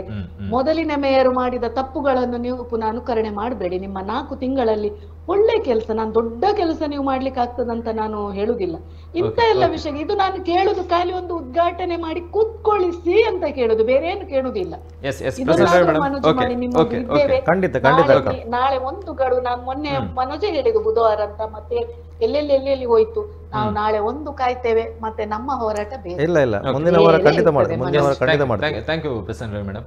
ಅಂದ್ರೆ ಅವರ ವಿಚಾರದಲ್ಲಿ ಈಗ ನಾವು ಆಗ್ಲೂ ಕೂಡ ಅದನ್ನೇ ಮಾತಾಡಿದ್ವಿ. ಮಾರುಕಟ್ಟೆಗಳ ನಿರ್ಮಾಣಗಳೇ ಆಗ್ತಾ ಇಲ್ಲ ಅಥವಾ ಝೋನ್ಗಳನ್ನೇ ನೀಡ್ತಾ ಇಲ್ಲ, ಬದಲಾಗಿ ಟೈಗರ್ ಕಾರ್ಯಾಚರಣೆ ಭಯದಿಂದ ಸಾಗ್ತಾ ಇದೆ. ಅದರ ಅಭಿವೃದ್ಧಿ, ಅದರ ಮುಂದಿನ ಹಂತವನ್ನು ನಾವು ಪ್ರವೇಶ ಮಾಡ್ತಾ ಇದ್ವಿ. ಬಟ್ ಅವರ ಪ್ರಶ್ನೆಗಳು ಅಷ್ಟೇ, ಝೋನ್ ಲೋಕಾರ್ಪಣೆ ಅಥವಾ ಉದ್ಘಾಟನೆಗೆ ಯಾಕೆ ತಡ ಮಾಡ್ತಾ ಇದ್ದೀರಿ ಅಂತ ಹೇಳಿ. ಇಲ್ಲ, ಮುಂದಿನ ವಾರ ಖಂಡಿತ ಮಾಡ್ತೀವಿ. ಓಕೆ, ಅಂದರೆ ನಾವು ಒಂದು ಬುಧವಾರ ಅಂತ, ಅಂದರೆ ಈ ವಾರ ಎಲ್ಲ 1 ತಿಂಗಳ ಮುಂಚೆ ಒಂದು ಬುಧವಾರ ಅಂತ ನಾನು ಡೇಟ್ ಫಿಕ್ಸ್ ಮಾಡಿದ್ದೆ. ಆವಾಗ ಕಮಿಷನರ್ ಹೇಳಿದ್ರು ಅದಕ್ಕೆ ಡಿಸ್ಟ್ರಿಕ್ಟ್ ಮಿನಿಸ್ಟರ್ ನಾಳಿದ್ದು ಬರ್ತಾರೆ, ಅವರು ಬಂದ ಮೇಲೆ ನಾವು ಉದ್ಘಾಟನೆ ಮಾಡುವ, ಮತ್ತು ನೀರಿದ್ದು ಅಲ್ಲಿ ಕೆಲಸ ಆಗಲಿಕ್ಕಿದೆ, ಮತ್ತು ಒಂದು ಕಾಂಕ್ರೀಟ್ ಕೆಲಸ ಆಗ್ತಿದೆ. ನಾವು ಒಪ್ಪಿದ್ದೇವೆ ಅದಕ್ಕೆ ಈಗ ಕೆಲಸ ಆಗ್ತಾಯಿದೆ. ಅದು ಆದ ನಂತರ ಈಗ ಮುಂದಿನ ವಾರ ಅದನ್ನು ಉದ್ಘಾಟನೆ ಖಂಡಿತ ಮಾಡ್ತೀವಿ. ಉಸ್ತುವಾರಿ ಸಚಿವರು ಬರದಿದ್ರು ಕೂಡ ನಾವು ಮಾಡ್ತೀವಿ, ಖಂಡಿತ ಮಾಡ್ತೀವಿ. ಓಕೆ, ಈ ಜ್ಯೋತಿಯಲ್ಲಿರುವಂಥ ಸರ್ಕಲ್ಗೆ ಸಂಬಂಧಪಟ್ಟಂತೆ ಅಂಬೇಡ್ಕರ್ ವೃತ್ತ ಅಂತ ಅನ್ನುವಂಥ ಹೆಸರಿದೆ ಸದ್ಯಕ್ಕೆ. ಬಟ್ ಅದರಲ್ಲಿ ಪ್ರತಿಮೆ ನಿರ್ಮಾಣ ಆಗಬೇಕು, ಆಗುತ್ತೆ ಅನ್ನುವಂಥದ್ದನ್ನು ಪಾಲಿಕೆ ಕೂಡ ನಿರ್ಧಾರ ಮಾಡಿತ್ತು. ಬಟ್ ತಾವು ಕೂಡ ಈಗ ಅವಿರೋಧವಾಗಿ ಆಯ್ಕೆ ಆಗಿರುವಂಥದ್ದು ಯಾವ ವರ್ಗದಿಂದ ಅನ್ನೋದು ತಮಗೂ ಕೂಡ ಗಮನದಲ್ಲಿರುವಂತೆ. ಬಟ್ ಆ ಒಂದು ಪ್ರದೇಶದಲ್ಲಿ ಅಂಬೇಡ್ಕರ್ನ ಪ್ರತಿಮೆ ಆಗುವಂಥ ವಿಚಾರದಲ್ಲಿ ಏನಾದರೂ ಮುಂದಿನ ಕಾಳಜಿ ಇಡುವಂಥ ಪ್ರಯತ್ನಗಳಿದೆಯಾ ಅಂತ ಹೇಳಿ. ಖಂಡಿತ ನಮಗೆ ಅನುದಾನದ ಕೊರತೆ ಇಲ್ಲ. ಯೂನಿಯನ್ ಬ್ಯಾಂಕಿನವರೇ 75 ಲಕ್ಷ ಅವರ ಮುಖಾಂತರ ಕೊಟ್ಟಿದ್ದಾರೆ. ಅಂದರೆ ಅಲ್ಲಿ ನಾವು ಈ ಟ್ರಾಫಿಕ್ ಪೊಲೀಸರ ಮತ್ತು ಸ್ಮಾರ್ಟ್ ಸಿಟಿ ಹತ್ರ ಮಾತಾಡುವಾಗ ಅಷ್ಟು ದೊಡ್ಡ ಸರ್ಕಲಲ್ಲಿ ಮಾಡಲಿಕ್ಕೆ ಖಂಡಿತ ಸಾಧ್ಯ ಇಲ್ಲ. ಅಷ್ಟು ದೊಡ್ಡ ಸರ್ಕಲ್ ಮಾಡಬೇಕಾದ್ರೆ ನಾವು 4 ಕಡೆ ಕೂಡ ರೋಡ್ ವೈಡನ್ ಮಾಡಬೇಕಾಗತ್ತೆ. ಅಲ್ಲಿ 5 ಮೀಟರ್ ಸರ್ಕಲ್ ಬಂದರೆ ಈ ಕಡೆ 5 ಮೀಟರ್ ನಾವು ವೈಡ್ ಮಾಡಬೇಕಾಗುತ್ತೆ. 10 ಮೀಟರ್ದು ಬಂದರೆ 10 ಮೀಟರ್ ವೈಡ್ ಮಾಡಬೇಕಾಗುತ್ತೆ. ಅಂಥ ಸಮಸ್ಯೆ ಬರುತ್ತೆ. ಸರ್ಕಲ್ ಮಾಡೋಕ್ಕೆ ಆಗಲ್ಲನೇ ಅಂತ ಹೇಳಿದ್ರು ಅವರು. ಅದಕ್ಕೆ ನಾನು ಹೇಳಿದೆ, ಸರ್ಕಲ್ ಮಾಡೋಕ್ಕೆ ಆಗ್ತದಿಲ್ವ ಅಂತ ಮತ್ತೆ ನೋಡುವ, ಫಸ್ಟಿಗೆ ಅದೊಂದು ಟ್ರಯಲ್ ಆಗಿ ನಾವು ಕಲ್ಲಿಟ್ಟು ನೋಡುವ, ಟ್ರಾಫಿಕ್ ಮೂವ್ಮೆಂಟ್ ಆಗ್ತತ್ತಾ ಇಲ್ಲ. ಖಂಡಿತ ಅದನ್ನೀಗ ಮುಂದಿನ ವಾರದಲ್ಲಿ ಟ್ರಯಲ್ ಮಾಡ್ತಾರೆ. ಅದಕ್ಕಿಂತ ಮುಂಚೆ ನಾವು ಬಾವಟಗುಡ್ಡದಿಂದ ಬರುವಂಥ ರಸ್ತೆಯಲ್ಲಿ ಒಂದು ಫ್ರೀ ರೈಟಿಂದ ಇದೆ, ನಾವು ಕೆಳಗಡೆ ಹೋಗೋದು ಬಲ್ಮಠ ರೋಡಿಗೆ. ಅಲ್ಲಿ ಒಂದು ಐಲ್ಯಾಂಡ್ ಥರ ಇದೆ. ಆ ಐಲ್ಯಾಂಡಲ್ಲಿ ನಾವು ಈ ಸಂವಿಧಾನದ ಒಂದು ಮಾಡೆಲ್ ಥರ ಒಂದು ಬುಕ್ಕಿನ ರೀತಿಯಲ್ಲಿ ಒಂದು ಅಲ್ಲಿ ಒಂದು ಕೂಡ ಇದು ಗಾರ್ಡನ್ ನಿರ್ಮಾಣ ಮಾಡ್ತೀವಿ. ಅದನ್ನೀಗ ಫಸ್ಟ್ ಕೆಲಸ, ಅದು ಕೂಡ ಕೆಲಸ ಸ್ಟಾರ್ಟ್ ಮಾಡ್ತಾರೆ. ಸರ್ಕಲಿದೊಂದು ನಾವು ಟ್ರಯಲ್ ಒಂದು ಮಾಡಿ ನಂತರ ಸ್ಟಾರ್ಟ್ ಖಂಡಿತ ಮಾಡ್ತೀವಿ. ಸಣ್ಣದು ಅದು ಕೂಡ ಮಾಡ್ತೀವಿ. ಕೊನೆಯದಾಗಿ ಹೇಳೋದಾದರೆ ತಾವೀಗ ಪ್ರಮುಖವಾಗಿ ತಮ್ಮ ಅಧಿಕಾರಾವಧಿಯಲ್ಲಿ ಇಂತಿಂಥ ಅಭಿವೃದ್ಧಿ ಕಾರ್ಯಗಳನ್ನು ಮಂಗಳೂರಿಗೆ ಸಂಬಂಧಪಟ್ಟಂತೆ ನಗರಕ್ಕೆ ಸಂಬಂಧಪಟ್ಟಂತೆ ತರಬೇಕು ಅನ್ನುವಂತಹ ಒಂದು ಇರಾದೆ ಇರುತ್ತೆ. ತಾವು ನೋಡಿರೋ ಪ್ರಕಾರ ಯಾವ ಅಭಿವೃದ್ಧಿಯನ್ನು ನಿರೀಕ್ಷೆ ಮಾಡಬಹುದು ಸದ್ಯದಲ್ಲಿ ತಮ್ಮ ಅಧಿಕಾರಾವಧಿಯಲ್ಲಿ? ನಮಗೆ ಹೊಸ ಯೋಚನೆ ಇದೆ, ಆದರೆ ಯೋಜನೆ ಮಗ ಸ್ವಲ್ಪ ಕಷ್ಟ ಆಗುತ್ತೆ. ಅಂದರೆ 4 ತಿಂಗಳ ಅವಧಿಯಲ್ಲಿ ಯಾವುದಾದ್ರೆ ಹೊಸತು ಯುಟಿಲೈಸ್ ಮಾಡಬೇಕಾದ್ರೆ ನಾವು ಸರ್ಕಾರಕ್ಕೆ ಪ್ರಸ್ತಾಪ ಮಾಡಬೇಕು. ಸರ್ಕಾರದಿಂದ ಅಲ್ಲಿ ಅನುಮೋದನೆ ಆಗಿ ಇಲ್ಲಿ ಬರುವಷ್ಟೊತ್ತಿಗೆ ನಾನು ಇಲ್ಲಿ ಇರೋದಿಲ್ಲ. ಅದಕ್ಕಾಗಿ ನಾವು ಅಂಥ ಯೋಚನೆ ಮಾಡೋದು ಬಿಟ್ಟಿದ್ದೀನಿ. ಇಂದಿನ ನಮ್ಮ ಮೇಯರ್ ಅವರು ಯಾವುದೆಲ್ಲ ಹೊಸ ಯೋಜನೆ ತಂದಿದ್ದಾರೆ ಅದನ್ನೇ ಒಂದು ಉತ್ತಮ ರೀತಿಯಲ್ಲಿ ನಾವು ತಗೊಂಡು ಹೋಗುವ ನಿಟ್ಟಿನಲ್ಲಿ ನಾವು ಯೋಚನೆಯನ್ನು ಮಾಡ್ತಿದ್ದೇವೆ. ಅಂದರೆ ತಮ್ಮಿಂದ ಅಂದರೆ ಸರ್ಕಾರದಿಂದ ಅನುಮೋದನೆಯನ್ನು ಮಾಡಿ ಅಥವಾ ಅದರ ಅನುದಾನವನ್ನು ತಂದು ಕೆಲಸ ಕಾರ್ಯಗಳನ್ನು ಪೂರ್ತಿ ಮಾಡಿ ಲೋಕಾರ್ಪಣೆ ಮಾಡೋದಕ್ಕೆ ಸಮಯ ಅವಕಾಶ ಇಲ್ಲ, ಕಡಿಮೆ ಇದೆ. ಅದರ ಬದಲಾಗಿ ಈಗ ತಾವು ಹೇಳೋ ಥರ ಈ ಹಿಂದಿನ ಮೇಯರ್ನವರು ಅದು ಈ ಹಿಂದಿನ ಆಗಿರ್ಬೋದು ಅಥವಾ ಅದಕ್ಕಿಂತ ಹಿಂದಿನ ಮೇಯರ್ಗಳು ಕೂಡ ತಂದಿರುವಂಥ ಕೆಲಸ ಕಾರ್ಯಗಳು ಬಾಕಿ ಇದೆ. ಸೊ ಅದನ್ನು ಪೂರ್ತಿಗೊಳಿಸೋದಾದ್ರೆ ಯಾವುದನ್ನು ನಿರೀಕ್ಷೆ ಮಾಡ್ಬೋದು? ಖಂಡಿತವಾಗಿ ಪ್ರಮುಖವಾಗಿ ಮೊದಲನೇದಾಗಿ ನಾವೀಗ ಒಂದು ಸ್ಮಾರ್ಟ್ ಸಿಟಿ ಕೆಲಸದಲ್ಲಿ ನಾವು ಮಾರ್ಕೆಟ್ನ ಕೆಲಸ ನಡೀತಾ ಇದೆ. ಒಂದು ಕದ್ರಿ ಮಾರ್ಕೆಟ್, ಇದು ಕಂಕನಾಡಿ ಮಾರ್ಕೆಟ್, ಮತ್ತು ನಮ್ಮದು ಕಬಡ್ಡಿ ಕೋರ್ಟ್ ಒಂದಿದೆ ಉರ್ವದಲ್ಲಿ, ಮತ್ತು PPP ಮಾಡೆಲ್ ಒಂದು ಸೆಂಟ್ರಲ್ ಮಾರ್ಕೆಟ್ ಕೆಲಸ ಆಗ್ತಾಯಿದೆ. ಕದ್ರಿ ಮಾರ್ಕೆಟಿದು ಒಂದು ಕದ್ರಿ ಪಾರ್ಕ್ ಇದು ಅಂಗಡಿಗೆಲ್ಲ ಟೆಂಡರ್ ಆಗಿದೆ, ಇನ್ನೂ ಕೂಡ ಅದರಲ್ಲಿ ಜನರು ಕೂತಿಲ್ಲ. ಅದನ್ನು ಫಸ್ಟಿಗೆ ನಾವು ಅದನ್ನು ಕ್ಲಿಯರ್ ಮಾಡಿದ್ರೆ ಅದನ್ನು 100% ಒಂದು ಯುಟಿಲೈಸ್ ಮಾಡೋದರ ಕೆಲಸ ಮಾಡ್ತೀವಿ. ಅಂದರೆ ಮಾರ್ಕೆಟ್ನ ಕೆಲಸ ಆಗ್ತಾ ಇದೆ, ಕದ್ರಿ ಮಾರ್ಕೆಟ್ ಮುಕ್ತಾಯ ಆಗಿದೆ, ಆದರೂ ಕೂಡ ಸ್ವಲ್ಪ ಸಣ್ಣ ಪುಟ್ಟ ಕೆಲಸ ನಡೀತಾ ಇದೆ. ಮತ್ತು ಟೆಂಡರಲ್ಲಿ ಕೂಡ 16 ಅಂಗಡಿ ಟೆಂಡರ್ ಆಗಿದೆ, ಇನ್ನು ಬಾಕಿ ಉಳಿದ ಅಂಗಡಿಗೆ ರೀಟೆಂಡರ್ ಕರೀತಾ ಇದ್ದೀವಿ. Okay thank you sir. ನಮ್ಮ ಜೊತೆ ಇಷ್ಟು ಹೊತ್ತು ಕಾರ್ಯಕ್ರಮದಲ್ಲಿ ಭಾಗವಹಿಸಿರೋದಕ್ಕೆ ಅನೇಕ ಜನರ ಅನೇಕ ಪ್ರಶ್ನೆಗಳಿಗೆ ಉತ್ತರವನ್ನು ಕೂಡ ನೀಡಿದ್ದೀರಾ. ಸೊ ಇನ್ನು ಮುಂದಿನ ತಮ್ಮ ಅಧಿಕಾರಾವಧಿಯಲ್ಲಿ ಮಂಗಳೂರಿಗೆ ಸಂಬಂಧಪಟ್ಟಂತೆ ಇನ್ನಷ್ಟು ಅಭಿವೃದ್ಧಿ ಕೆಲಸ ಕಾರ್ಯಗಳಾಗಲಿ, ಈ ಹಿಂದಿನ ಪೆಂಡಿಂಗ್ ವರ್ಕ್ಗಳೇನಿದೆ ಅದಾದರೂ ತಮ್ಮ ಅಧಿಕಾರಾವಧಿಯಲ್ಲಿ ಜನರಿಗೆ ತಲುಪುವಂಥ ಒಂದು ಪ್ರಯತ್ನ ಆಗಲಿ ಅನ್ನುವಂಥ ಬೇಡಿಕೆಗಳು ಮಾತ್ರ ನಮ್ಮಿಂದ. ಸೊ ಥ್ಯಾಂಕ್ ಯು ಸರ್ ನಮ್ಮ ಜೊತೆ ಕಾರ್ಯಕ್ರಮದಲ್ಲಿ ಭಾಗವಹಿಸಿರೋದಕ್ಕೆ. Thank you. ಆ್ಯಂಡ್ ಇದಾಗಿತ್ತು ಇವತ್ತಿನ ಜನಧ್ವನಿಯ ವಿಶೇಷ. ಸೊ ಮುಂದಿನ ಜನಧ್ವನಿಯಲ್ಲಿ ಇನ್ನೊಂದು ಸುದ್ದಿಯ ಜೊತೆಗೆ ಭೇಟಿಯಾಗೋಣ, ಇನ್ನೋರ್ವ ವ್ಯಕ್ತಿಯ ಜೊತೆಗೆ ಭೇಟಿಯಾಗೋಣ. ನಿರಂತರ ಸುದ್ದಿ ಹಾಗೂ ಮನೋರಂಜನೆಗಾಗಿ ನೋಡ್ತಾ ಇರಿ ನಮ್ಮ ಟಿವಿ. ನಮ್ಮ TV, the pulse of coastal Karnataka.